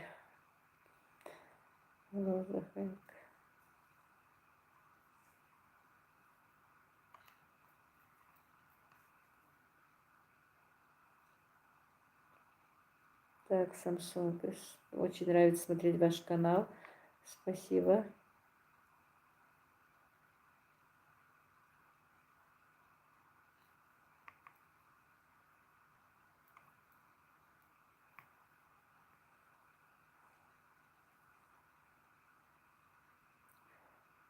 Ибрашка красавчик. Ибрашка у меня приколист.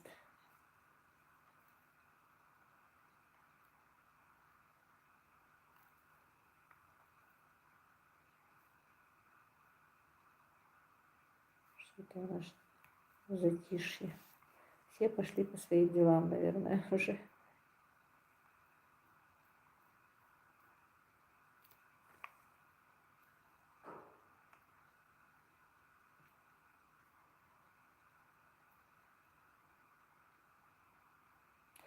Так, Надя, Надежда, попробую еще раз перейти по ссылкам. Ибрашка, молодец.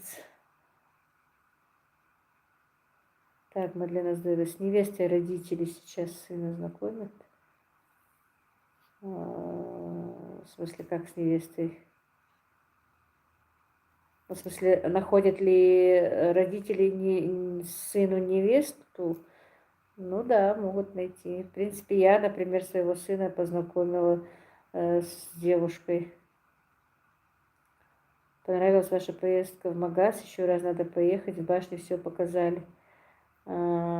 Вроде бы все показал, но что-то эту мою башню мало кто смотрит, я не знаю почему. Очень мало просмотров. Но мне не, я опять-таки повторюсь, я еще сегодня говорила об этом, мне не из-за того, что там просто просмотры важны, а мне действительно хотелось бы, чтобы показали, чтобы посмотрели. Именно потому что очень там мы как раз и посмотрели, там был этот, как его, все вылетело с головы. И тут читаю, и там вспоминаю. Ищут родители сыну. Ну да, в принципе, могут и родители сыну найти, и знакомые, они могут и сами знакомиться. Все как обычно, все как раньше и было. Добрый вечер, Ива. Я смотрю вас, и вы мне очень по душе процветание вашему каналу. Спасибо большое, Аза Алисаева. Спасибо. И вам тоже добрый вечер. Так, Роза. Я всем рассказываю вашу историю. Прошу вас поддержать и подписаться. Спасибо большое, Роза Диаресхов. Огромное вам спасибо. Вы меня в действительности очень сильно поддерживаете и мотивируете тем, чтобы снимать и показывать вам что-то интересное.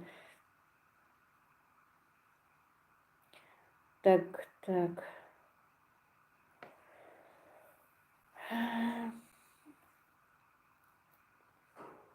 Действительно хотелось бы, чтобы посмотрели, что внутри башни очень интересно, старинные все эти вещи, как она устроена, и подъем на башню. Но что-то очень мало посмотрели именно эту башню, я не знаю почему.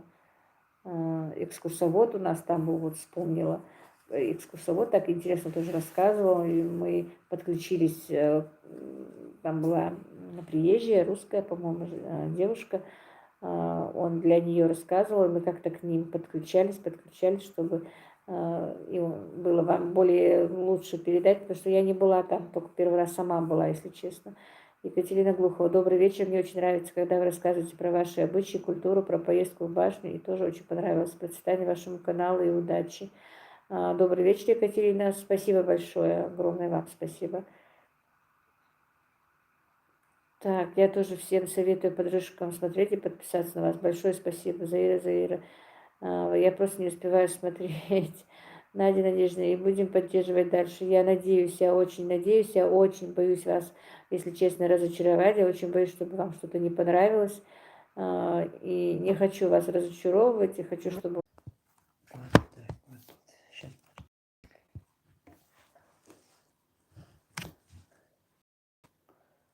Так, друзья, извините за неполадки, конечно, оказывается, у нас выключился телефон, а я не заметила.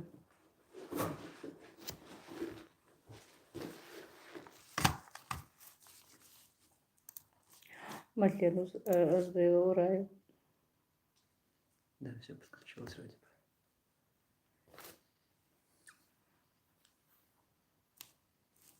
Реклама.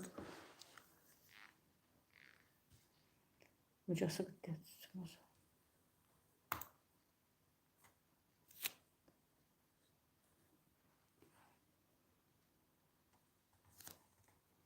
Все?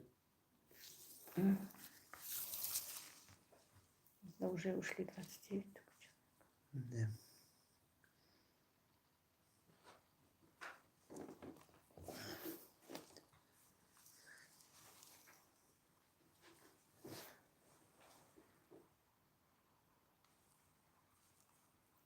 Так, Таита Амхадова, привет. Добрый вечер. Привет.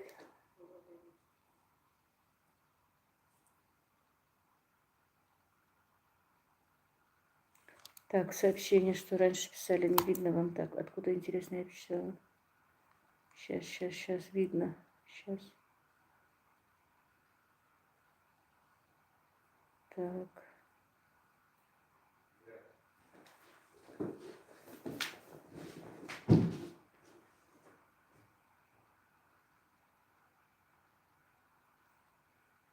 Сейчас найду.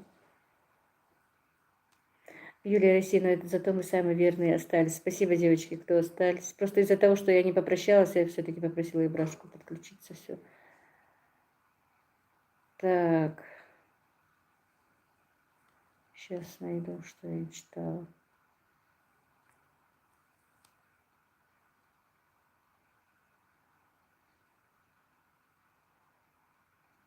Так, добрый вечер, Лила. Очень приятно смотреть ваши видео, смотреть прямые эфиры. Расскажите о своих дочерях.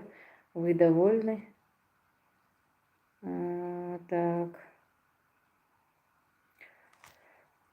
Дочерями, ну, как бы вам сказать, довольна, но хотелось бы, чтобы они тоже были получше.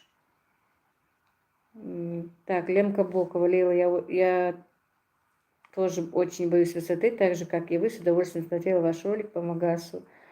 Лиза Тичуева, Сердик Хейл, Халила, Шанахейл, Сердик, добрый вечер. Какая-то муха дизлайк поставила. Ну, эта муха у меня всегда почему-то ставит. Не знаю, кто это. Значит, кому-то я не нравлюсь. Ну, ничего. Лейла, добрый вечер. Вы зря переволновались из-за злых комментариев. Они же несчастные, одинокие люди. Скорее всего, их пожалеть надо. Жизнь заставляет их кидаться на успешных и добрых людей. Ну, не знаю. Все равно как-то неприятно бывает. Так, пишут, что отключили высшие электроэнергии. Но это у нас тоже частенько, конечно, бывает. Так, Наталья Херная, наверное. Добрый вечер, Лейла. Смотрю вас недавно. Нравится ваша подача, влоги об обычаях, свадьбах. Особенно заинтересовал. Большой привет из Астрахани. О свадьбах особенно заинтересовали. Вам тоже огромный привет. Жаль, что зависло у нас тоже поздно. Доброй вам ночи. Мадлена, здоровья, ждем новых видео, Лила. Мадлена, здоровья, бистяр алхер. Так, нет, здоровья все-таки просто попрощалась из-за того, что это. Так. Так. Салам из Чечни, Радима Баракаева. Вам тоже салам. Таита Амхадова, я от Хадижи, спасибо. Таита Амхадова, вы чеченка? Нет, я ингушка. Так, Аза Алисаева, я смотрю, но не всегда пишу комментарии.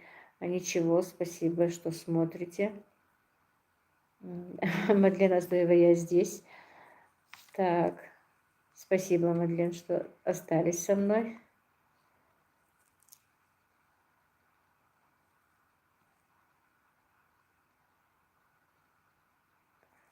Так, Наталья Шельмук, по-моему, да? Лила, не переживайте, пожалуйста, делайте рекламу, это ваш заработок, тем более очень хороший товар. Вы очень хороший человек, от вас заряжается позитивной энергией. Спасибо большое. Спасибо, Наталья. Ну, просто, если честно, я даже не для заработка, ни для чего на данный момент была сделана и та реклама. Просто Юлечка, моя подписчица, и ее знакомая тоже моя старая, ну, старая, я, в принципе, только 3 месяца работаю, меня попросила за нее она сначала, а потом Юля сама вышла ко мне на связь и сказала, чтобы я прорекламировала ее товар. И поэтому я так и сделала, чтобы просто, если честно, раз она так захотела, чтобы ей сделать приятное. Я серьезно и честно говорю, я не думала, что она пришлет столько много вещей. Мне прям было неудобно.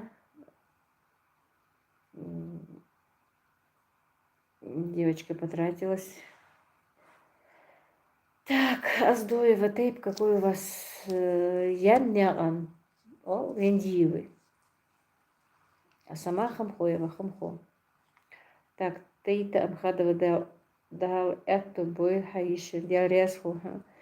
Спасибо большое. Видите, она пишет практически на чеченском, но у нас одинаково. Ну, небольшие различия есть в словах. Так что мы понимаем друг друга. Это я к тому-то, что у нас спрашивали, у нас языки разные или одинаковые. Мы, в принципе, одни и те же. Так, аку амин. Я слушала Масарина. Маснена. Видите, какое у нас различие? По-моему, чеченцы бы сказали Масарин, да, по-моему, или я не знаю как, но у нас Маснен. Так, небольшие вот различия в словах. Только. Вот так вот.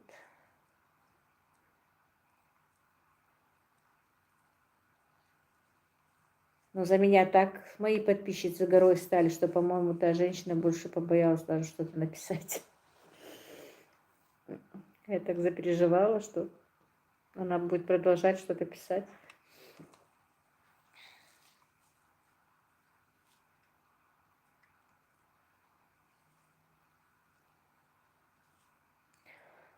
Так, друзья, спрашивайте.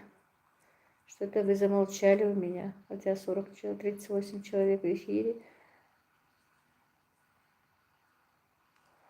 Так, Мадлена Здоева. Ты давно живешь, по-моему, ты сказала, что где-то в Германии живешь? Машина.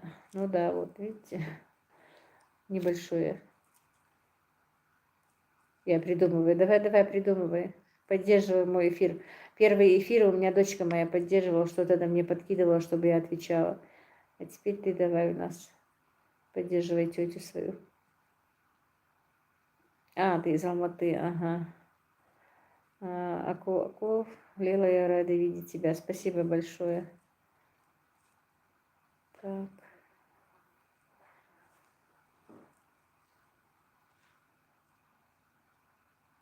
Юлия, Россия. А различия есть между вами, между чеченцами и ингушами, обычаи и традиции? Ну, так же, как и в языках, чуть-чуть, небольшие. Практически их нет, небольшие. Да, после депортации где-то здесь обосновались. Вы не уехали, вы не приехали обратно, да. Мы тоже только в 70-м году приехали с Казахстана.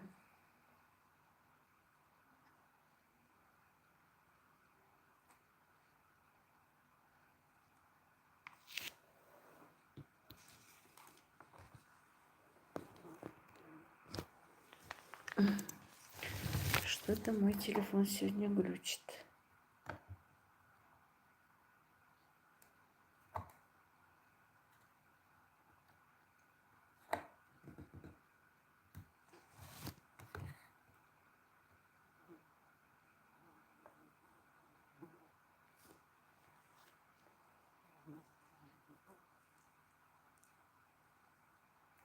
Азария Исаева, ну что вы так переживаете? Все блогеры рекламируют, да не обращайте вы на них внимания.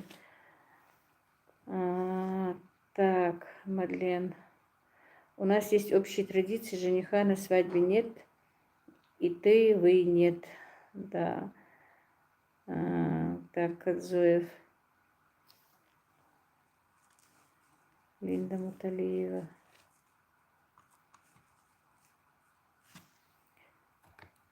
Ты не спрашивай, что, а зайди, пожалуйста.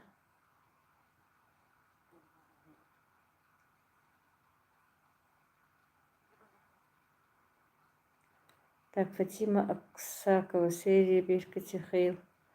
Диаресхо, добрый вечер.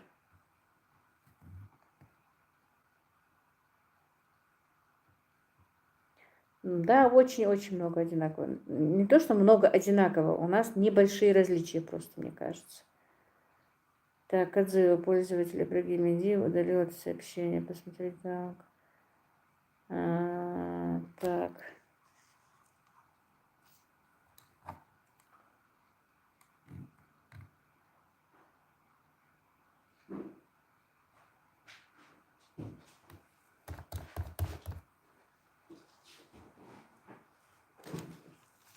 Сейчас заряжает? Не заряжает.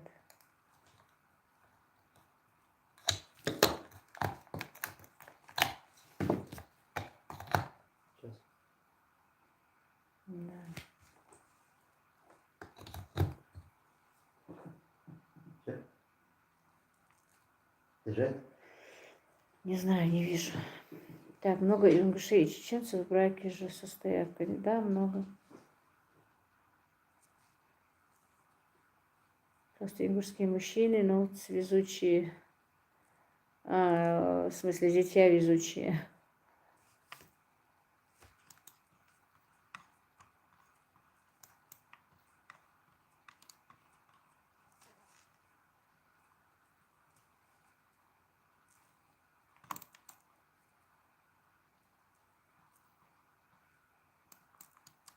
И, Брашка, у меня опять что-то случилось.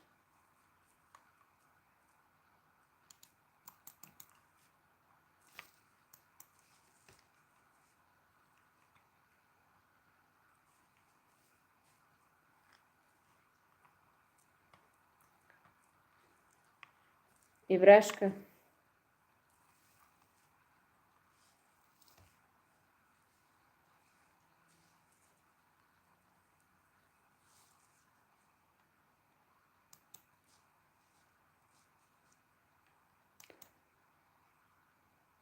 Так, Фатима Аксакова, недавно только узнала про ваш канал. Приятная женщина.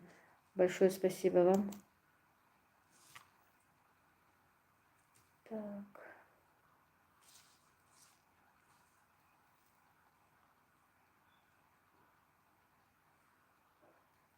Везучий, что тещу не видит.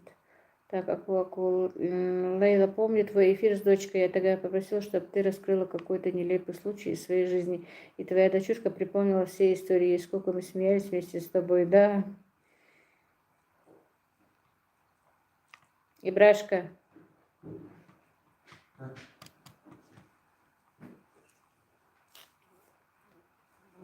Я куда-то не туда влезла.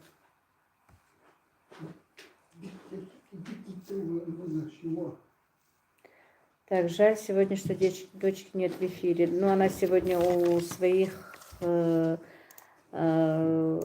родственников мужа.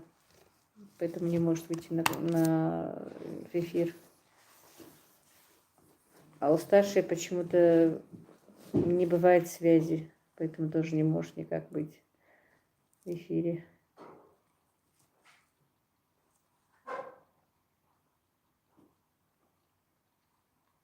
Никак не могу научиться прямым эфирам, этим всем прибамбасам. Сама иногда думаю, почему люди не говорят мне, зачем ты влезла туда, куда ничего не знаешь. И Брашки не сидится рядом.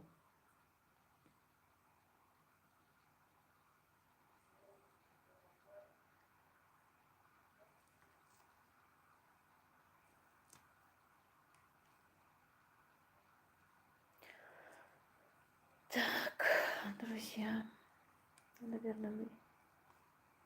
Ага, Мадина Индиева, я тут. Так, чак-чак по-ингушски как называется? Да, так, по-ингушски. Хаул, наверное, называется чак-чак. Нохчихаул обычно говорят на него у нас.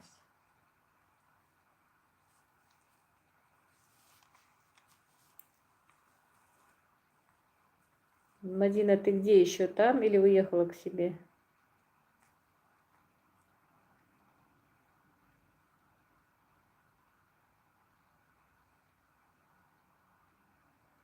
Я не понимаю тех людей, которые говорят, что везучие тещу не видите. Чем вам мешает теща? Так, Сабрина Магаева, добрый вечер всем, добрый вечер. Не знаю, почему-то не любят тещу у нас. Почему, не знаю, вроде бы не лезем к ним, да? Ничем, просто смешной обычай. Шторм, Мадлен, ты не ингушка?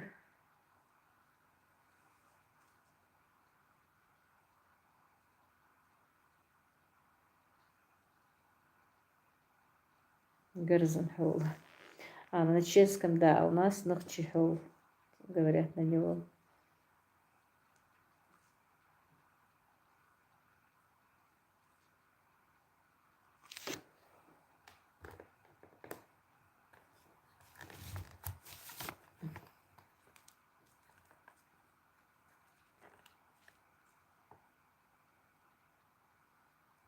Раиса на мама ногчи. Ты видишь, молодец какая.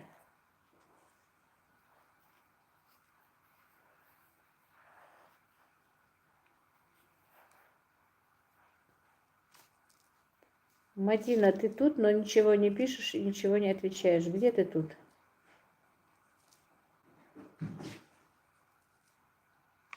По-моему, он не заряжает опять. Так, немного расскажите об Ибрагиме, чем занимается. По-моему, он у вас очень хороший молодой человек. Да, заряжается. Не знаю, это очень молодой человек. Ничем, пока ничем не занимается, если честно. Нет, низкий заряд батареи, не делает он зарядку.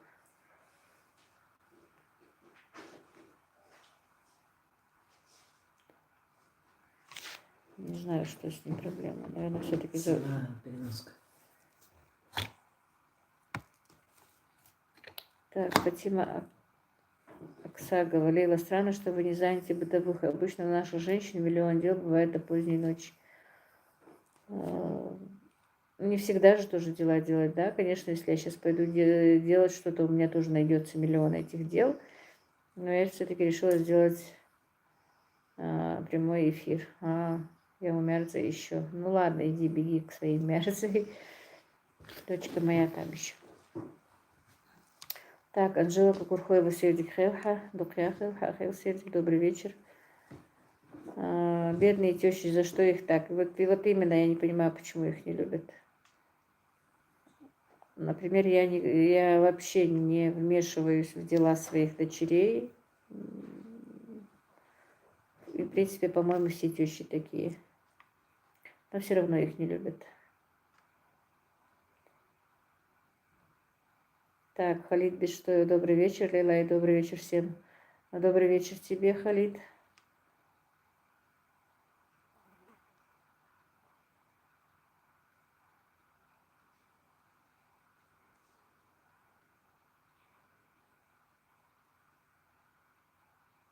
Халид тоже мой подписчик, который мне часто пишет комментарии.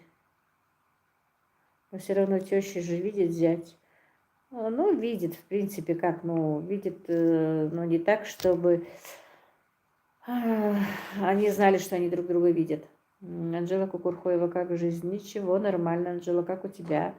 Халид Бештоев, как мне нравится смотреть, как вы готовите. Это так аппетитно, вы готовите. Прямо нет слов. Спасибо тебе, Халид.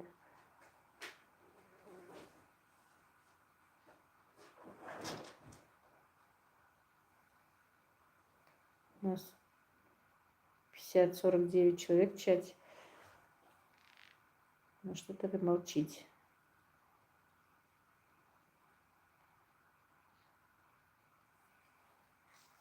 Жалко, Халид, ты не можешь прийти поесть, что я приготовила. Я бы с удовольствием тебя угощала.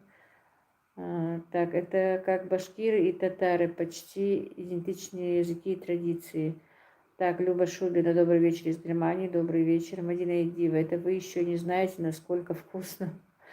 Да, так, Анжела Курхоева, алхамдулилlah, все нормально. Почему молчите? Оказывается, с вами соседи. Фатима Аксагова. Оказывается, мы с вами соседи. Соседи прям совсем близко. Так, Исмаил Индиев, привет. Анекдот про тещу. Аку. Теща звонит теще зять и спрашивает, у меня газом пахнет, что делать? Зять, ну ты же женщина верующая, зажги свечку. Ой, бедная теща. Исмаил, ты что там не спишь? У вас вроде бы уже поздно.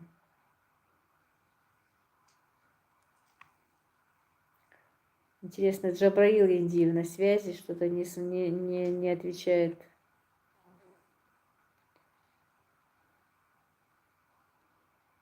Фатима, где мы с вами соседи?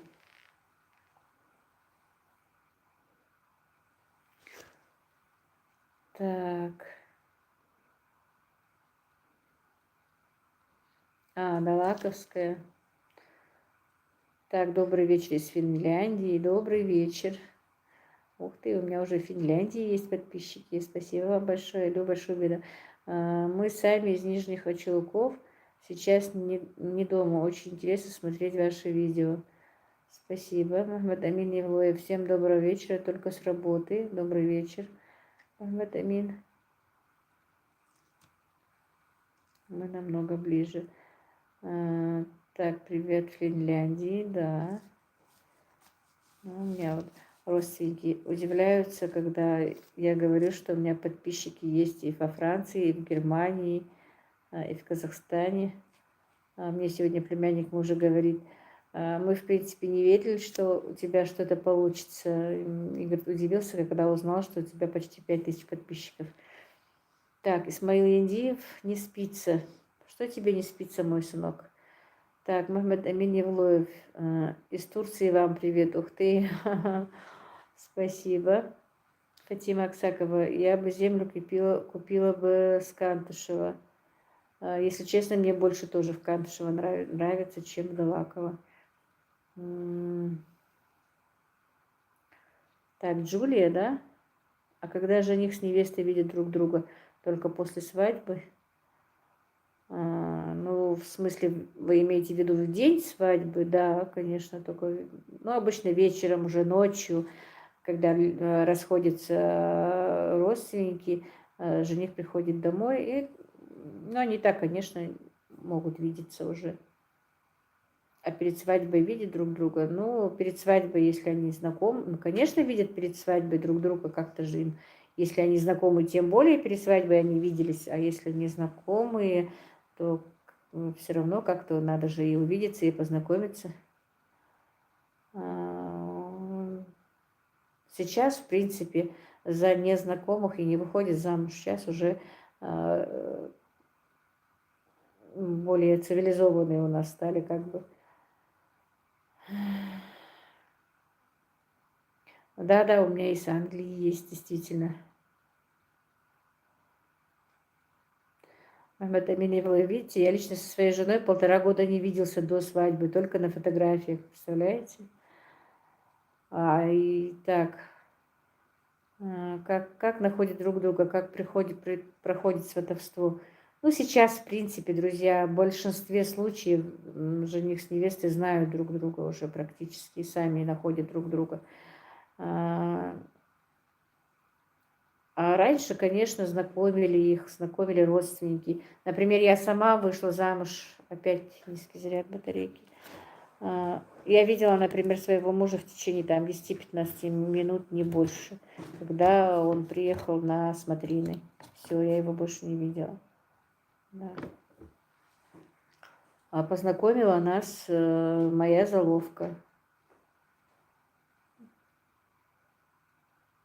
Ого, а как вас сосватали? Ну, вы знаете, я никогда в жизни не думала, что выйду за него замуж, если честно. Так, Махмед Аминевлоев, мне кажется, или ты кот мурлычет? Он мурлычет, да? Ну, кот Моська у нас всегда тут. Да, просто я не слышу, если честно, у меня со слухом небольшие проблемы. Оставьте этот стереотип, видимся. Бриллианты обязательно должны быть в приданом невесты? Нет, не обязательно. Ксюша Киса несколько дней назад подписалась на ваш канал и приготовила по вашему рецепту галушки. А сегодня подлива галушкам. Надо снова приготовить. Привет из Тверской области. Спасибо за рецепты. Пожалуйста. Спасибо за подписку.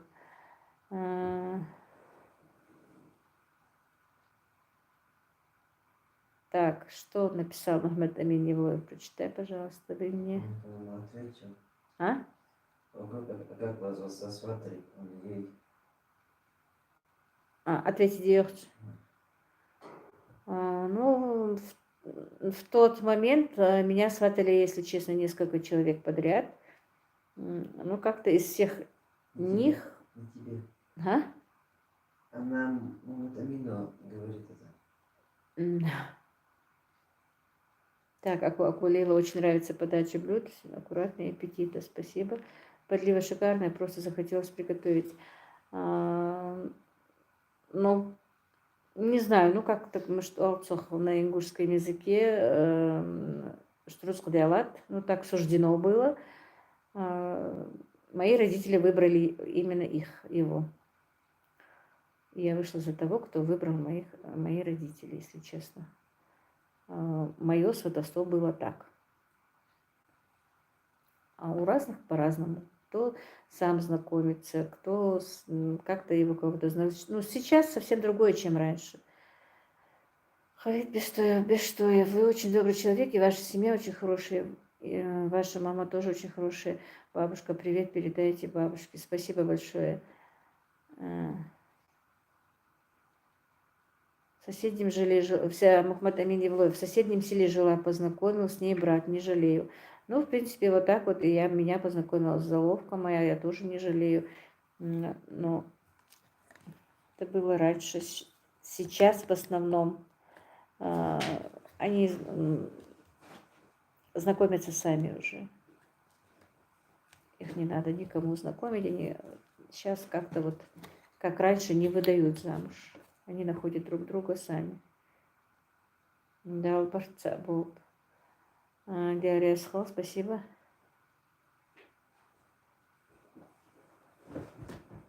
Ибрашке надо сделать сюрприз, чтобы он не знал невесту, пока не придет вечером. Ибрашке этого сюрприза не сделаете. Это можно сделать моим двум старшим сыновьям. Ибрашка в этом плане у нас продвинутый далеко вперед, и за двоих старших тоже. Так, Халид Бештоев, я так хотел к вам в гости и кушать ваше блюдо, прям все покушал бы. Ну, приедешь на Кавказ, обязательно заходи. А кражи невест бывают сейчас? Нет, сейчас не бывает. Бывает. Не бывает. Мадина Индива, он только рад будет. Так, Наталья Херная, расскажите, пожалуйста, как вы собираете приданое для невестушек? Мне очень нравится ваше свадебное мероприятие, все очень красиво. Так, Махмед Амин Евлоев, ну и хорошо время такое. Так, понятно, долгих лет счастливой жизни. Собряшка не прокатит, да, не прокатит. Фатима Аксакова, на данный момент проживаю в Петрозаводске, очень хочу купить землю в Кантышево, построить дом. Тут много земель продается, приезжайте, постройте. Так, что я хотела, я прочитала, но не ответила. Как собирается приданое. Вы знаете, раньше тогда оно собиралось, как-то еще могло понемножечку собираться. А сейчас это приданое собирается в течение там недели-двух, пока вот сидит засватанная невеста. Кто ездит в Хасавюрт, покупает, кто ездит, кто даже здесь сразу не ездит никуда, покупает у нас на месте. Были бы деньги, сейчас все уже можно купить. Так, крадут невест редко, но есть просто штраф платят, да, 200 тысяч жених, по 100 тысяч друзья. И Браша Лорлила еще украдут. Фатима Аксакова. Буквально вчера смотрела ролик, вы ходили в магазин Ольговский. Люблю их колбасу, да, у них колбаса очень вкусная. Мухаммад Амин Евлоев, да, крадут все еще. Ну, крадут, но уже не так, конечно. Потому что действительно штрафы большие. Во-первых, ты платишь штраф, и все равно приходится возвращать, в большинстве случаев возвращать девушку обратно. И стоит ради этого ее воровать. Я, если честно, противник. Что сейчас, что раньше, чтобы крали невест. Мне кажется, все-таки по обоюдному согласию и родителей, и жениха с невестой, это все-таки намного лучше. Так что лучше ни штрафы не платить и не воровать невест. Мою дочку старшую украли, а вторую засватали. Старшую украли. Ну, украли, это сильно сказано.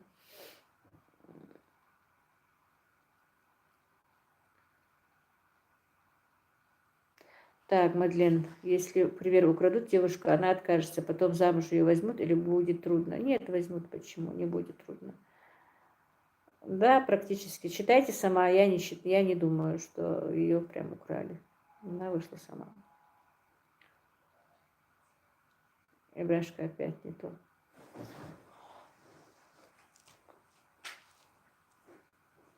Ага, Линда Муталиева. Что, не согласна, Муталиева?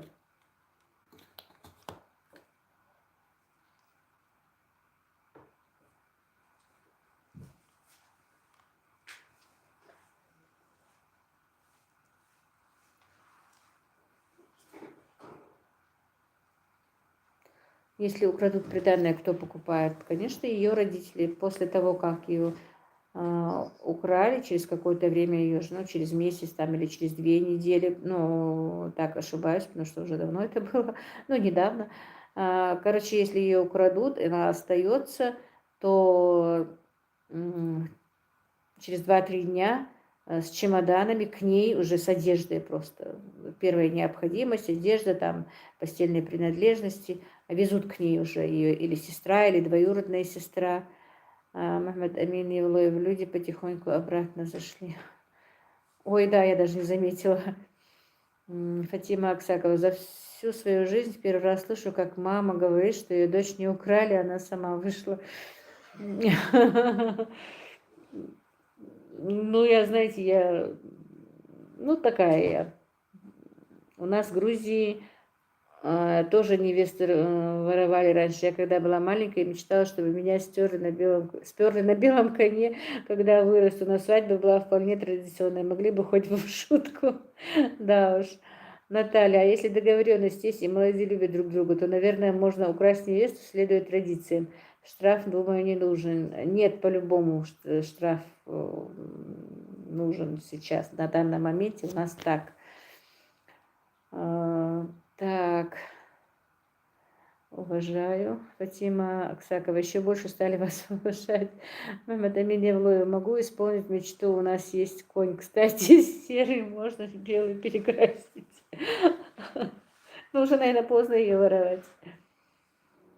Ну, вот насчет приданого, когда ее невесту украдут, то привозят вещи, а потом через месяц или через 2 недели, ну, как ее привезут, уже остальное все покупается, и мебель, и стиральная машина, и пылесос, все, что уже громоздкое, забирается.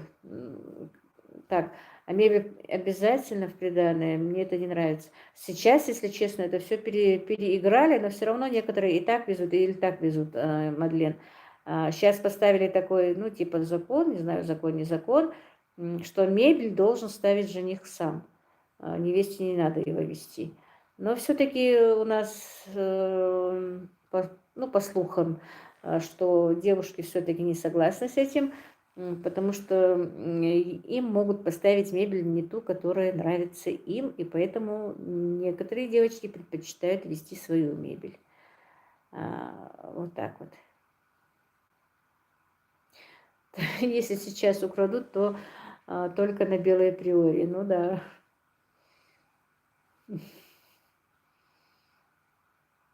Так, Надя Надеждина, всем пока, до встречи. Спасибо вам, Надя, огромное. Так, Халид, воровать людей нельзя. Да, воровать людей нельзя.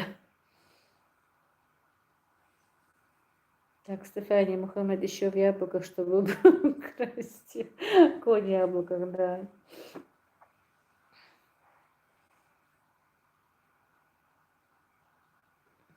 Так, я бы сначала посмотрела, какая у него мебель, а потом уже думала, покупать другую или нет. Ну, может быть. Хотя сейчас созваниваются. Например, я своей невесте отправила 3 варианта мебели до того, как мы ее купили. Какой ей больше нравится. И из этих 3 вариантов, какой она выбрала, тот и купили. Ну,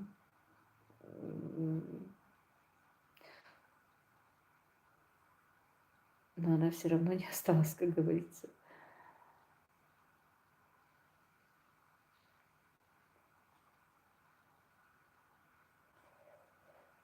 Просто у меня, например, даже до того, как вышел такой закон, что надо, не надо вывозить мебель, мои сыновья сказали, что они не будут, они не хотят, чтобы, не хотели бы, по крайней мере, чтобы их жены везли им мебель.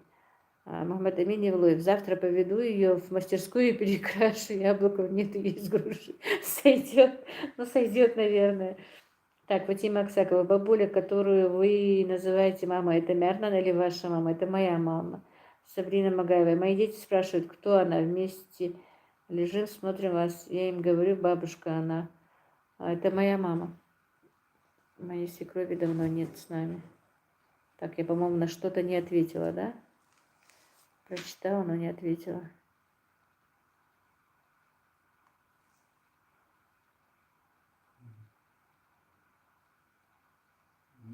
Или нет, все ответил, да?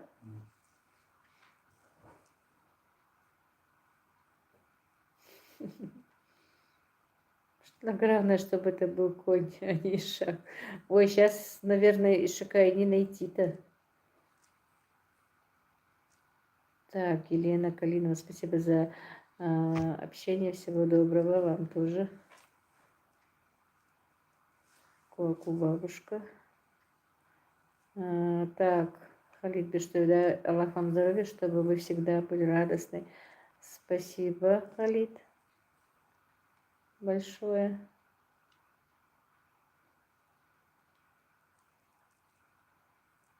И всем моим подписчикам тоже здоровья, всем. Так, Фатима Аксакова, амин. И здоровья, и счастья, и всех благ. Я вам от души желаю.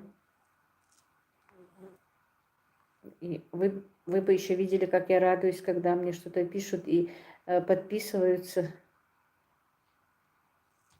Да, Хамхоев писал мне что-то, да, сейчас его нету.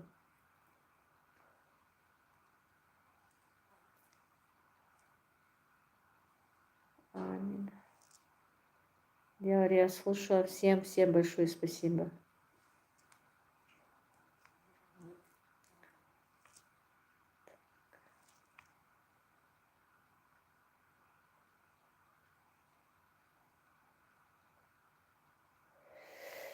Исмаил Едиев, амин.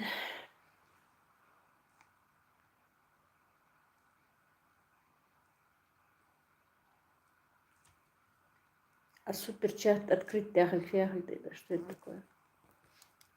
Чтобы деньги переводить. Я даже не знаю, что это такое. Это к нашему... Кто ты у нас? Менеджер, Администратору. Как кошку зовут? Кошку нас зовут Моська. Все наши коты Моськи, которая на плед села. Где она сейчас ушла? Ушел?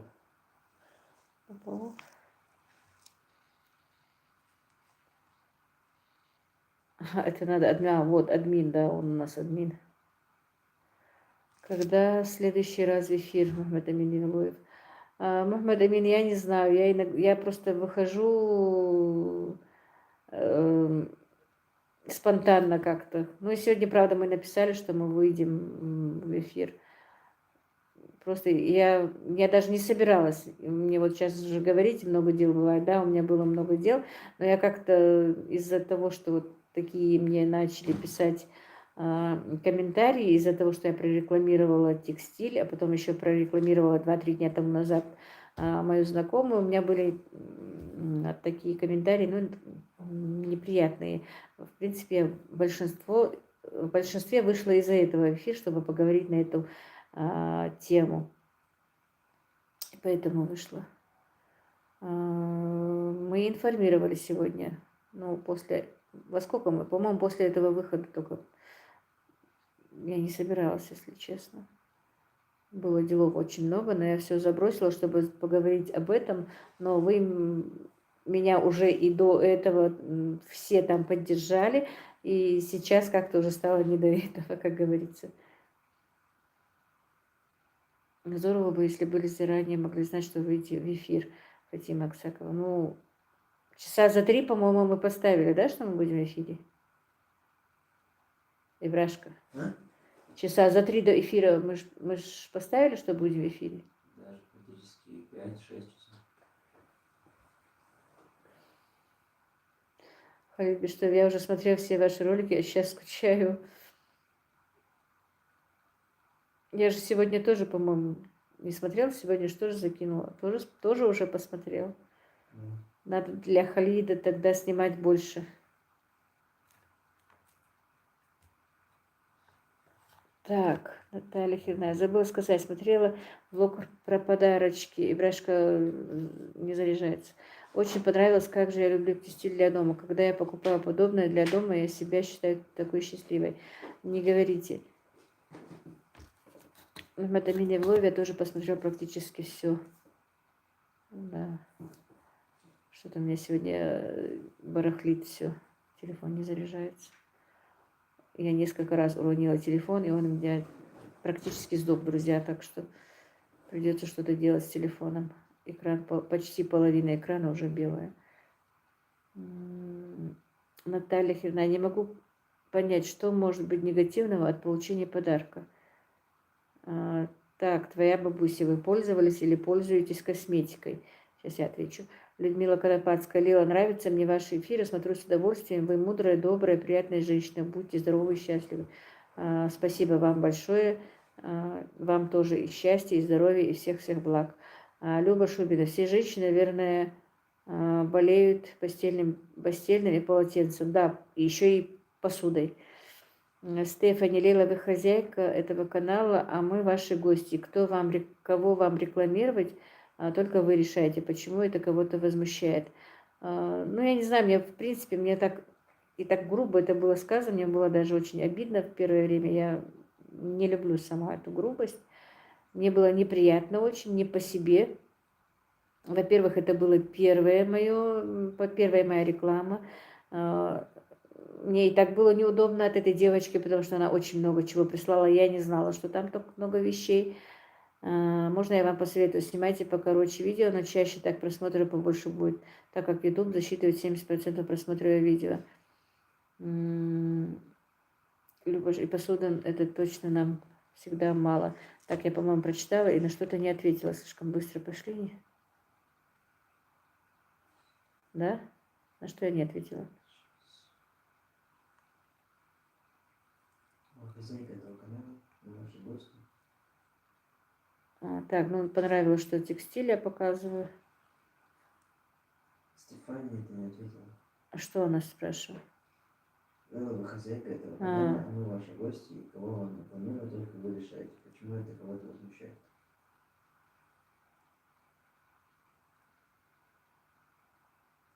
Нашла? Угу, нашла.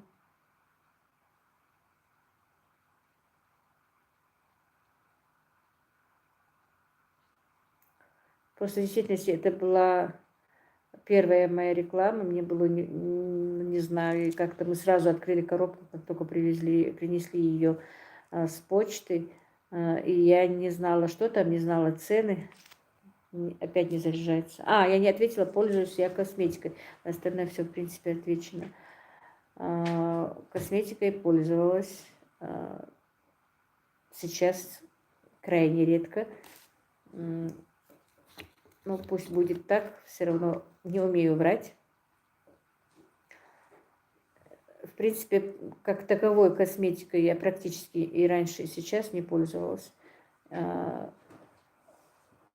без туши никогда не могла выходить никуда. Вот. Все, чем я практически пользуюсь. Но грешу и сейчас тоже иногда. Хоть же и возраст не тот. А так больше ничем. Ну, раньше еще и губы подкрашивала. Вот вся моя косметика.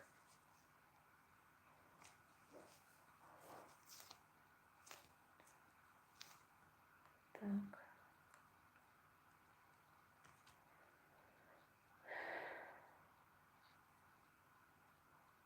Вот, ну я ответила про косметику.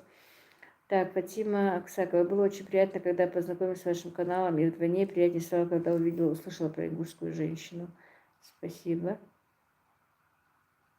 Так, Юля, Ибрагим, как ты пожил? Ой, да, Ибрашка действительно запыхался. Я не знала, честно не знала, что она будет такая большая.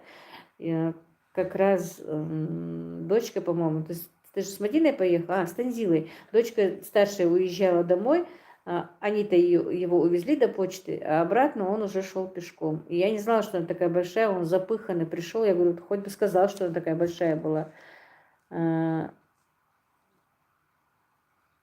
Да, я увидела, Мадлен Аздоева, твой совет. Этот совет тоже мне постоянно дает моя дочка. Так, Ибрагим, как ты после этой коробочки? Люба Шубина, вы без косметики красивая женщина, Маша, спасибо. Я теперь отвечу и Мадлен тебе. Так, ну, друзья, мы вроде бы договорились, что если я иногда буду говорить ты, то вы меня простите. Тем более Мадлен. Так, Наталья Грачева, Лейла, вам 53 года, о чем вы говорите, вы еще молодая девушка. Ну уж, молодая уже не ко мне.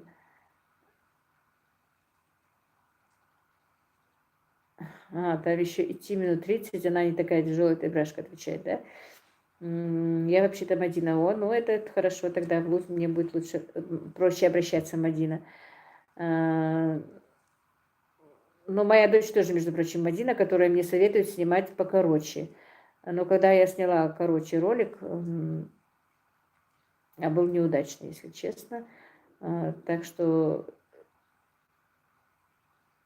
не знаю, и с ней я спорю. Ну, иногда у меня бывают короткие, иногда длинные. Так, Наталья, у таких злыдней жизнь несчастная, поэтому они кидаются на людей. Вы очень добрая и спокойная женщина. От вас веет просто душевности. Этим мартышкам далеко до таких, как вы. Ну, не знаю. Твоя Буся. Косметика красит женщин. Ваши девушки очень красивые.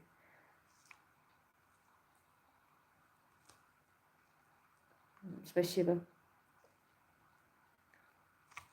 Не знаю, вот у меня я кабачковую икру отдельно выпустила, недлинный ролик.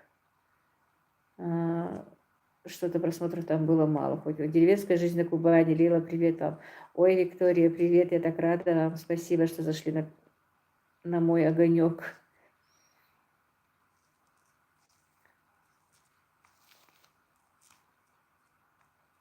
Так. Сегодня была подписчица тоже на связи от вас, Виктория. А интересно, к вам хоть кто-то пришел от меня? Оповещения не было. Йох, видишь, у них не было оповещения. Чего оповещения? Что у меня будет прямой эфир. Надо нажать на колокольчик, чтобы было оповещение. Так, Наталья, сколько у вас братьев и сестер? Сколько лет вашей маме? Ваша мама была в депортации в Казахстане. Да, моя мама была в депортации в Казахстане. Моей маме 86 лет скоро будет. У меня 2 брата и сестра. Так, Фатима Аксакова, Буся, вы точно заметили, наши девушки, женщины очень, очень красивые, да. Так, деревенская жизнь на Кубани случайно увидела, представляете? А, по-моему, часов за 5, за 4 100% мы поставили оповещение, что будет эфир. Так, канал, когда мы создали? Еще 3 месяцев, по-моему, нет, да? Канал? Есть 3 месяца, 4. 4 раза? Даже подписки 5. Какого числа мы начали? Нет, 5 марта. Это в мае-марте. Нет, какой май, какой март? 3 месяца только, посмотри сам. Ну, зайди на мой канал. Да, точно. Нет, Муха с нами, куда ей без меня? Она только со мной уйдет. 27 июня, да. 27 июня, я же говорю. 27 июня, вон мне подписчица пишет. Июле месяц, в августе 2, в сентябре 3. Да, ну вот в конце октября будет 4 месяца. 3 месяца только. Так, Мадина, лайки поставьте, Лели. Видите, Муху вспомнили, она прилетела. Так, мои бабушка и дедушка по папиной линии немцы по Волжье были. депортировали сначала в Воркуту, а затем в Казахстан и в Караганду. У нас было много соседей ингушей и чеченцев. Между прочим, мама моя всегда рассказывает, что у них там был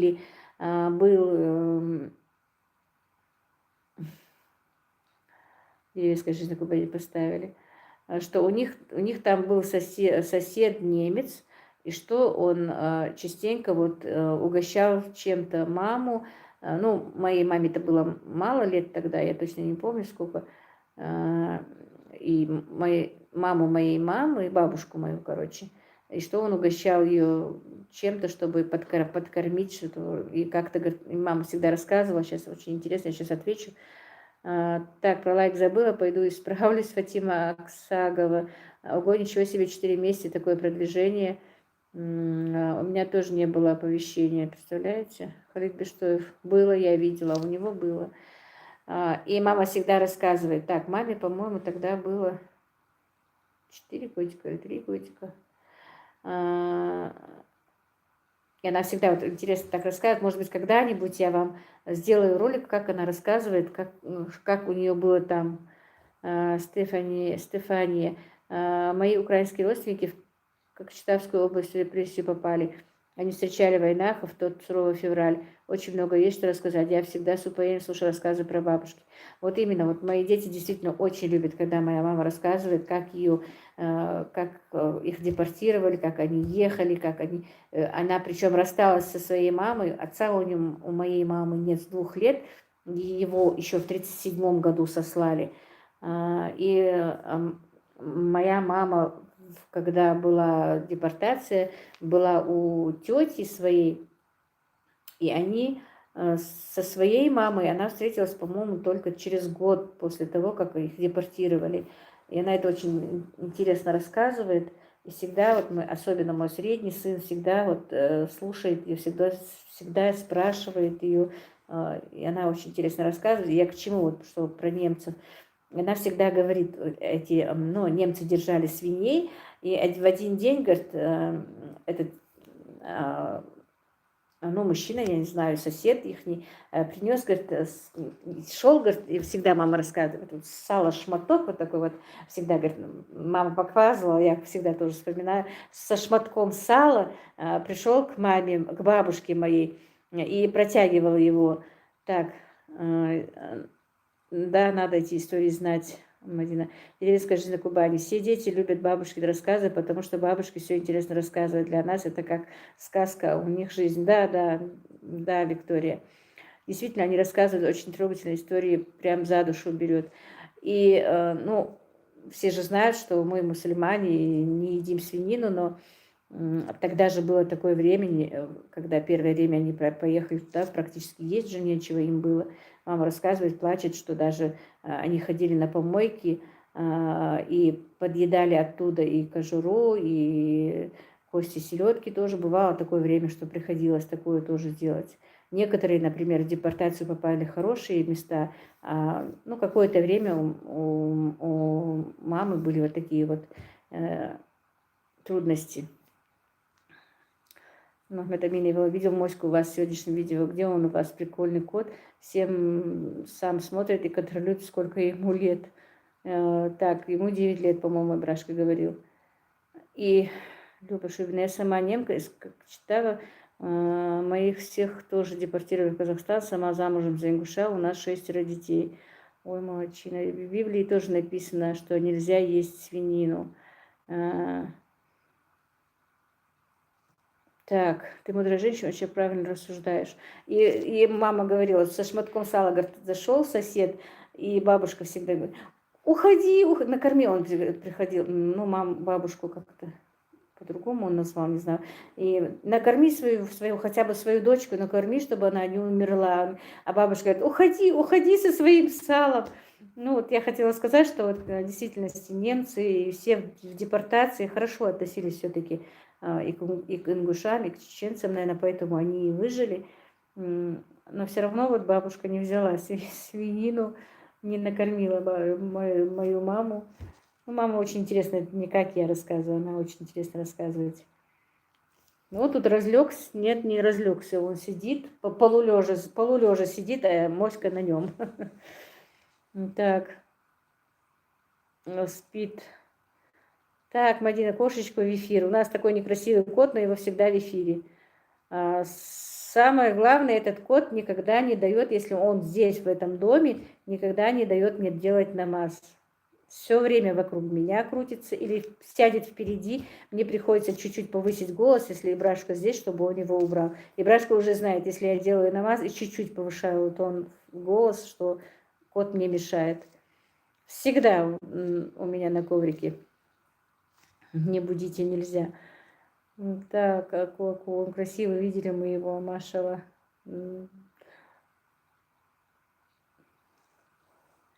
Разлегся, спит. Так, Мадина Плиева, добрый вечер, дядя, добрый вечер. Это мне нравится коту, наверное, что вы намаз делаете. Но в действительности он не отходит от меня, пока я его не сделаю. Не трогаем тогда кошечку Мадина. Ну ничего, кот еще будет в эфире. Он у нас звезда эфира, получается, больше, чем мы появляется в эфире.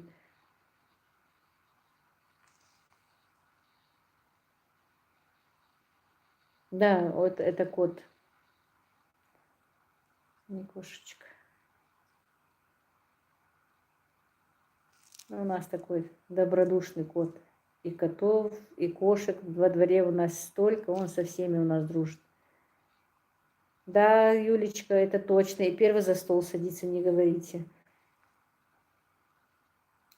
Так, Мадина Плиева, как у вас дела, дядя? Как вы? Все хорошо, Мадиночка. А как у тебя? Альхамдулилла, все нормально.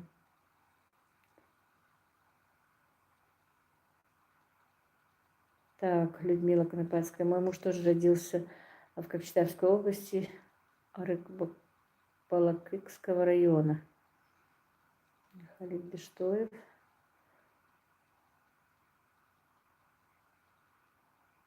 Так, Наталья Христиана, может, свинину.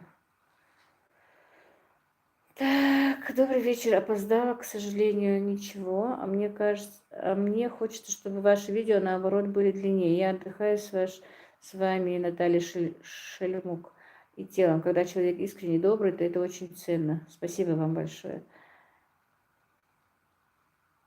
Сабрина Магаева. Сейчас и тема будет, наверное, куры и коровы. Стефан, нет в Библии, а в Ветхом Завете запрещено есть свинину. Современные христиане живут по канонам Библии и Новому Завету, которое переписано. Так, Мадина, у вас хиджаб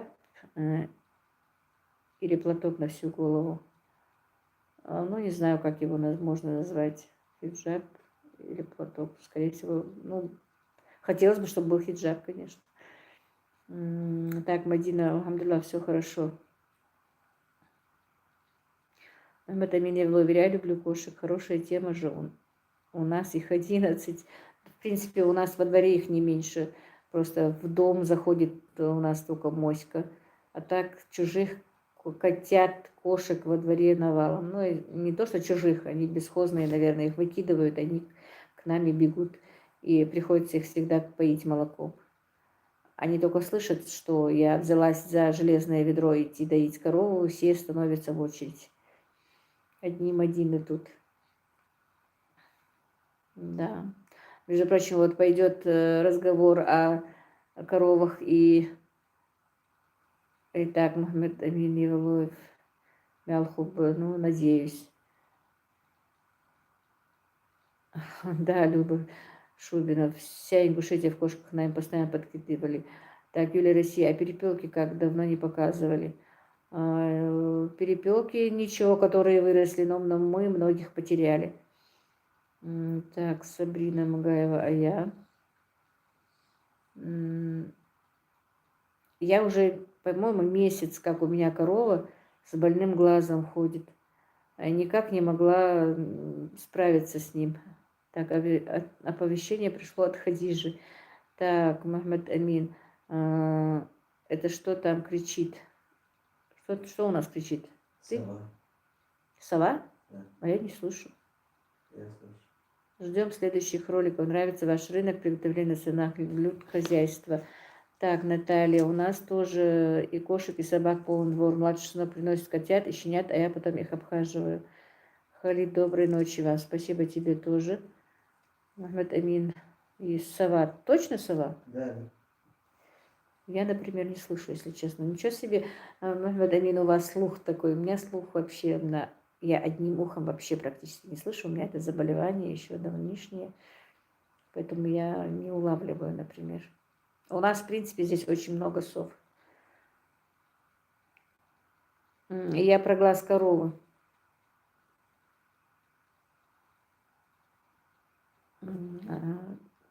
Да, у меня заболевание нерва слухового.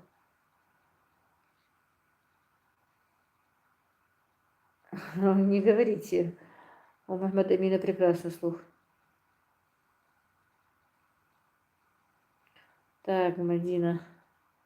Она вчера кричала, но эфир не слышно ее.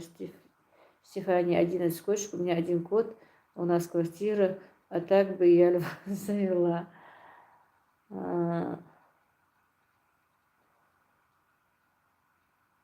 Волки нападения на людей не делают. Нет. Я пока, по крайней мере, не слышала в последнее время, чтобы где-то что-то волк вышел. Почему-то есть волки. Но есть, но нападения я не слышала.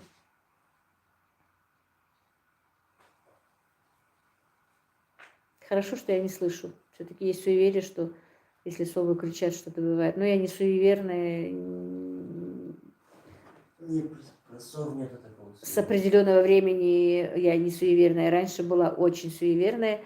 Особенно к тому, что вот пустое ведро увидеть, у меня не бывает дороги. И мой средний сын всегда психовал, когда я это говорю. Мне не хотелось никуда идти и ехать, если я увидела пустое ведро. Так, опять не заряжается. И он всегда нервничал и психовал. Мама, ну как ты можешь верить этому?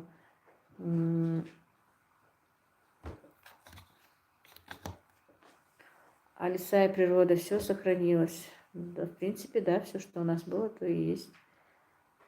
И вот с тех пор, благодаря моему сыну, мне как-то уже стало неудобно.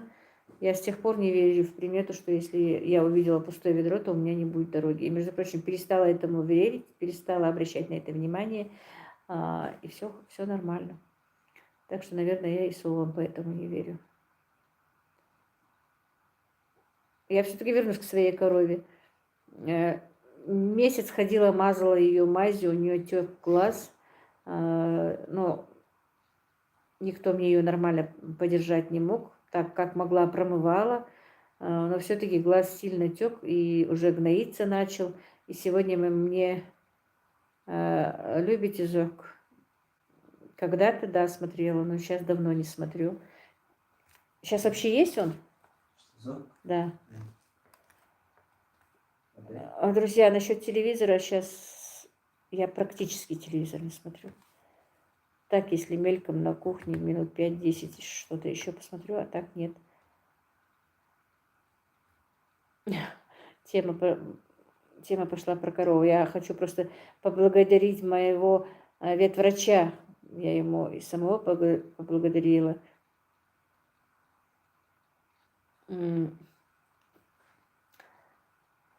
Мне сегодня все-таки привезли ветврача. Он мне начал... Скоро начнутся новые серии, да? Хорошо.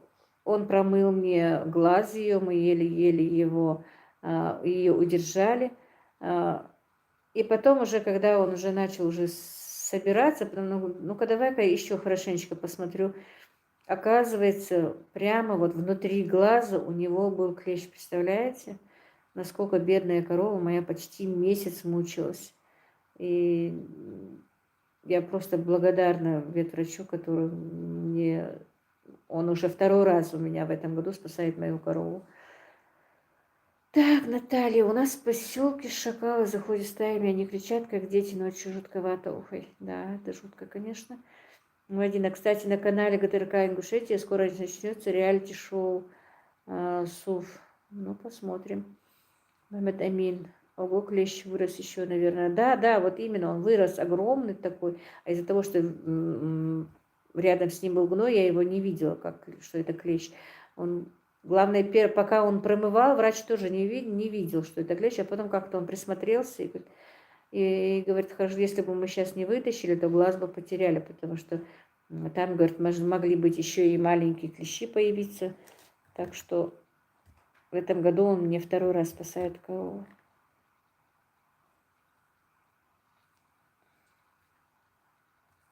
Так, Брашка заезжается. И Брашка, депортируй эту муху. Ну, действительно, эта муха меня, не знаю, сегодня. Так, Мухаммед Амин. У нас с конем так было только на животе. Тут их 5-6. А знаешь почему? Не только не хлопай. Потому что ты дверь не закрываешь. У нас вообще, я, знаете, часто говорю такое, что зачем люди придумали двери? Потому что у нас двери не закрываются, они всегда открыты. В любом помещении. Скажи нет. Я думал, у нас лифт. Ага. Или лифт само закрывается. Но лифт-то хоть сам закрывается, а у нас и не лифт, и не что, и не знаю. Пошел. Слушай, Брашка, я тебя убью. И эту батарею тоже.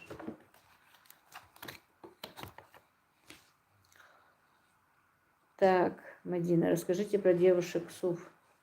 Что за СУФ? Моська, фас. Ай, Брашка. Я не знаю. Я не знаю. Я не слышу. Ну, Мадина написала наша, что начнет на скоро реалити-шоу Не СУФ. наша. Мадлен там написала. Нет, это пишет Мадина. А, нет, Мадлен. Я думала, наша Мадина пишет. Где наша Мадина что-то писала тоже? Я не знаю. Вообще СУФ что такое? Не знаю я. Так, Халнах она имеет в виду. А что Халнах? Не я, Мадина сразу отвечает. Мадина, ты умерзешь или у меня на эфире сидишь?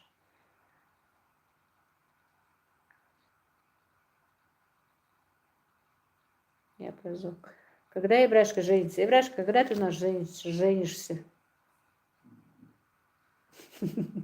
Стефания, подожди, Ибрашка, я наушники сниму, я потом иду. А ты до сих пор звон в ушах. В следующий раз надо будет этих всех мух потравить, пока мы не сделали эфир. Моська фас. О, Моська разлегся, ему не до фаса. Весь диван занял. Ой, не говорите, мне так страшно. Действительно, эта корова почти месяц мучилась, бедняжка. Представляете, если даже в глазу у нее был клещ.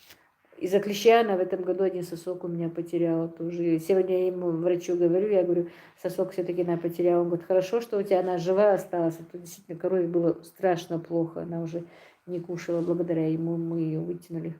Благодаря Аллаху, конечно, сначала, но потом благодаря этому врачу. Так. Ой, это больная тема. Вот именно, эта тема у нас действительно больная. Так, вы такая приятная женщина, Машаллах. Мадина, я сейчас дома в квартире. А, ты уже дома? Так, Мадина, Сув это тип достойной самой девушки, что-то такого рода. А, я не знала.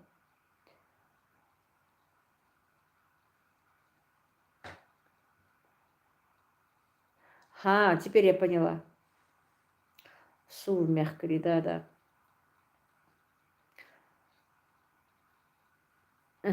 Кот лежит и думает, что зачем мне ловить эту муху, если есть Ибрагим, Юлия, Россия. Юлия, да. У нас, в принципе, Моська лентяй, как и Ибрашка.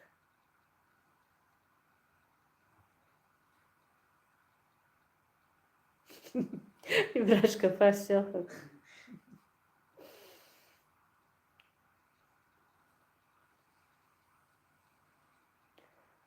Так, может быть.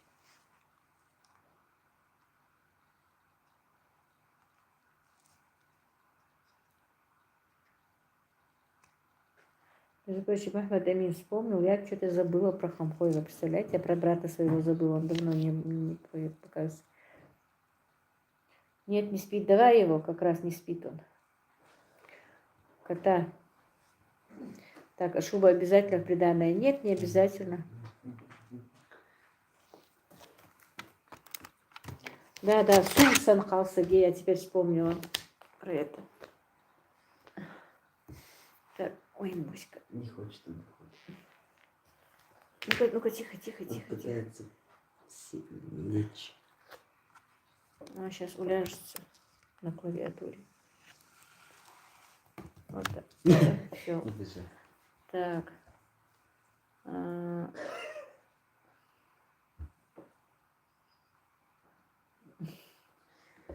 какой вы няшка, какой он милашка. Все, за ноутбук и улегся там. А мы его тут... Ой, Брашка, ну не на стол же. Оставь его, он не ляжет, где не хочет. Это бесполезный трюк.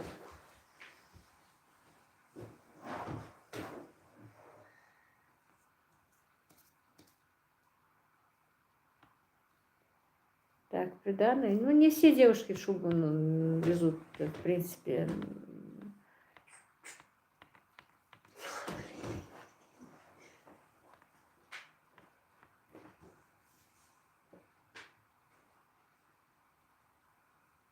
Ага, через камеру скинь в Страсбург. И Брашку придется скинуть. У меня средний сын всегда про моську спрашивает. Особенно, говорит, у нас моська любит ложиться на соленьях, которые я заворачиваю в одеяло, и оно соленья ж теплые. И он, в принципе, может вот лечь на эти соленья теплые, лежать сутки не вставая. И мне сын мой говорит, он еще лежит на этих соленьях? Я говорю, лежит, как только поставишь сразу же. А действительно, Ибрашка, поставь что-нибудь сладкое. Может быть, на сладкое бы эта муха меня бы оставила в покое. Ей есть нечего, она ко мне пристает.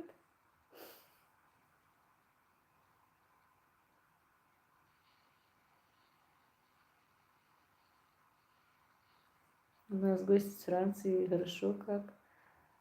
Да, у нас еще Иркис Ницца, Франция, тоже из Франции, друзья. Так что, может быть, кто-то зайдет на ее канал, и у нее интересно тоже. А это, думаю, зачем мед? Да, я сразу поняла, зачем мед.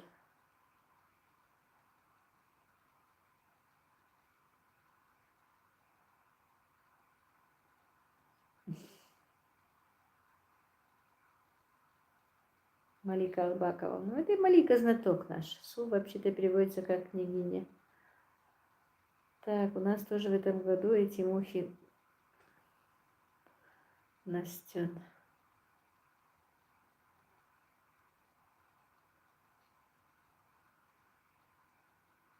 Ну, ты немножечко поставь. Настырные, да.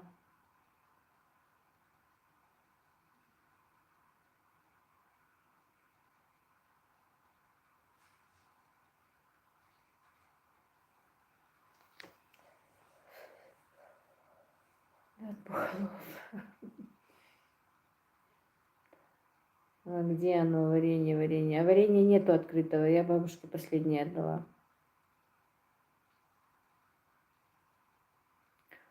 Карантин как прошел? Из-за карантина, в принципе, я много чего потеряла, по большому счету.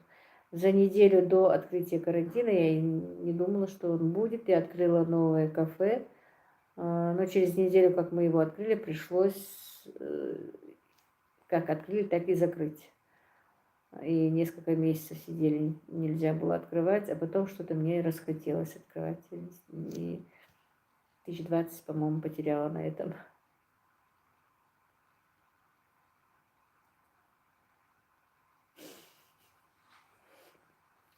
Ребяшка, прекрати.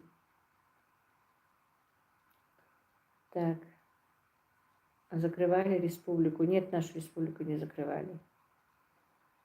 У нас и один самолет летал, и сообщение было нормальное.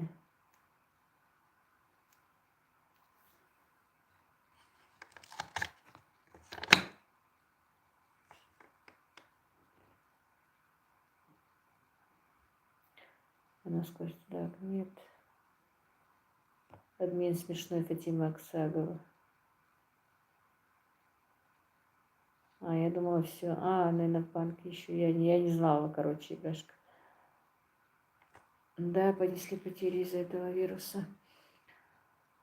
Ничего, мухи ставить мед, перебьется, а то ей понравится на целый привлекет за собой, да уж.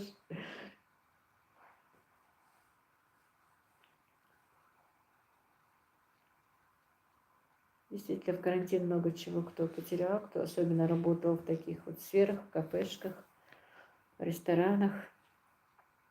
Их позакрывали. Но что-то посидеть 2-3 месяца дома мне не захотелось. Но надо было раскручивать это кафе, поэтому я его все-таки не стала работать.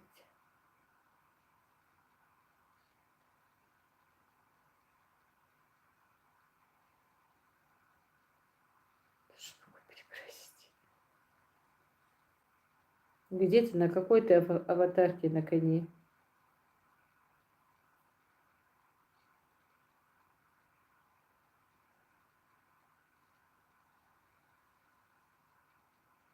Есть обычай. Ну, это не обычай, наверное, типа сделал, получается. Женщины, ну, жены не сидят впереди. Ну, сидят, но исключение. Так, Наталья, дорогая Лила, спокойной ночи. У нас другой часовой пояс, уже поздно. Благодарю за ответ. Очень приятно, когда блогер не игнорирует вопросы. Всего доброго. Спасибо вам тоже, Наталья. Я стараюсь действительно отвечать на все, но если я что-то упустила, то извините. На варенье Ибрагима будем, вот точно, на варенье его вы точно поймаете, особенно на малиновое. Мадина, только взади. На нашей соседской в аренду. Так, Стефани, вы там все Ингушетии меня воровать собрались, не говорите. На варенье не знаю, вот на сыскал, да, вот ты мне со своим сыскалом тоже уже все мозги вынес. Надо ему этот сыскал приготовить. И тоже, и вам показать. Никак не соберусь. Еще заготовки не закончила, поэтому не успеваю. Так, ну все, наверное, друзья, будем закрываться, сворачиваться уже. Давно в эфире. Не хочется с вами прощаться. Покажу. Так.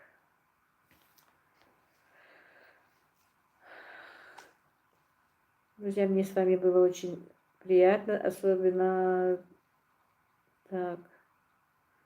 Тогда табун готовьте, брашка в седле. Я держусь. Очень даже хорошо с братьями ходила на ипподром. Халва и сыскал. Будет, да, ляндали и халва и сыскал. Нам тоже не хочется. Представляете, я уже, по-моему, 3 часа в эфире, я даже не знала, время пролетело. Так, вы, умничка, рада, что попала на ваш... Вы видели бы стойку сейчас, Ибрагима. Ты полотенце, вот полотенце. Принес варенье и сахар, как официант. Так, ладно, всем вам. Не болейте, Фатима Аксакова. Спасибо. Друзья, всем спасибо, кто со мной был сегодня, и кто подписан, и кто смотрит. Да, я поняла, Мадина, что 11 час. Доброй вам всем ночи, спокойной ночи, праведных вам снов всех, всем. Уже стала заговариваться. И извините, если что не так. Извините за все эти неполадки, особенно за эту муху.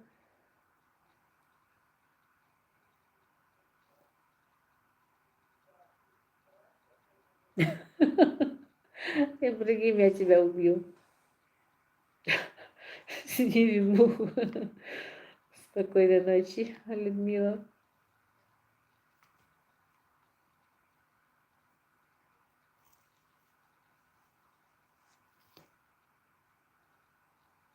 Стефани, доброй ночи. До встречи.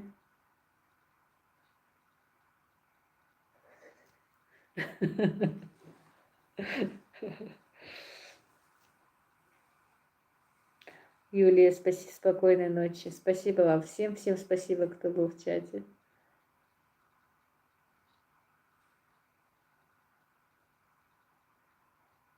Спокойной ночи вам.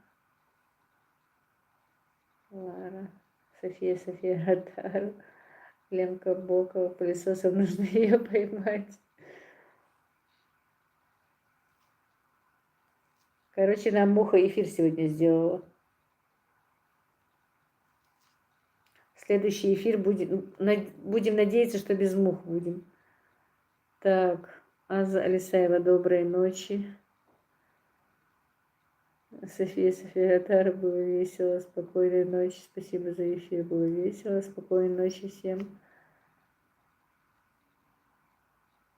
Всем спокойной ночи, до следующего эфира сообщим за день и за 5 часов до эфира. Приколист, ты можешь замолчать? А почему некоторые видели, некоторые нет? Хотя я тоже, между прочим, многих вот не вижу в эфире, когда вот девочки выходят в прямой эфир. Не то что оповещение, я даже не вижу, что они в эфире бывают. А почему, я не знаю.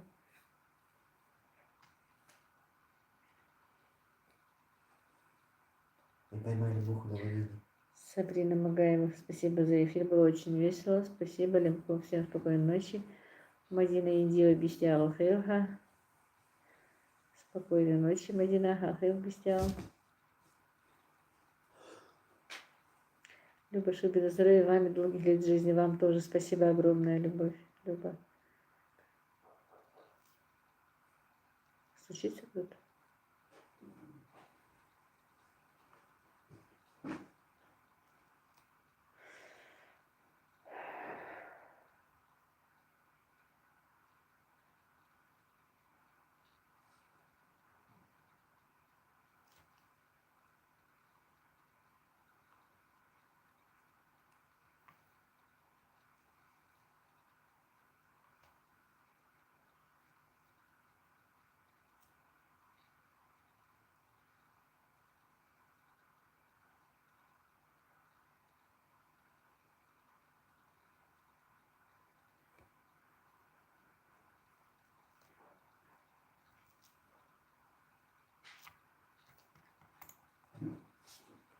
Ну все, сворачиваем. Еще раз всем большое спасибо, друзья. Спокойной ночи. Вестя Хелшин. Всего вам хорошего.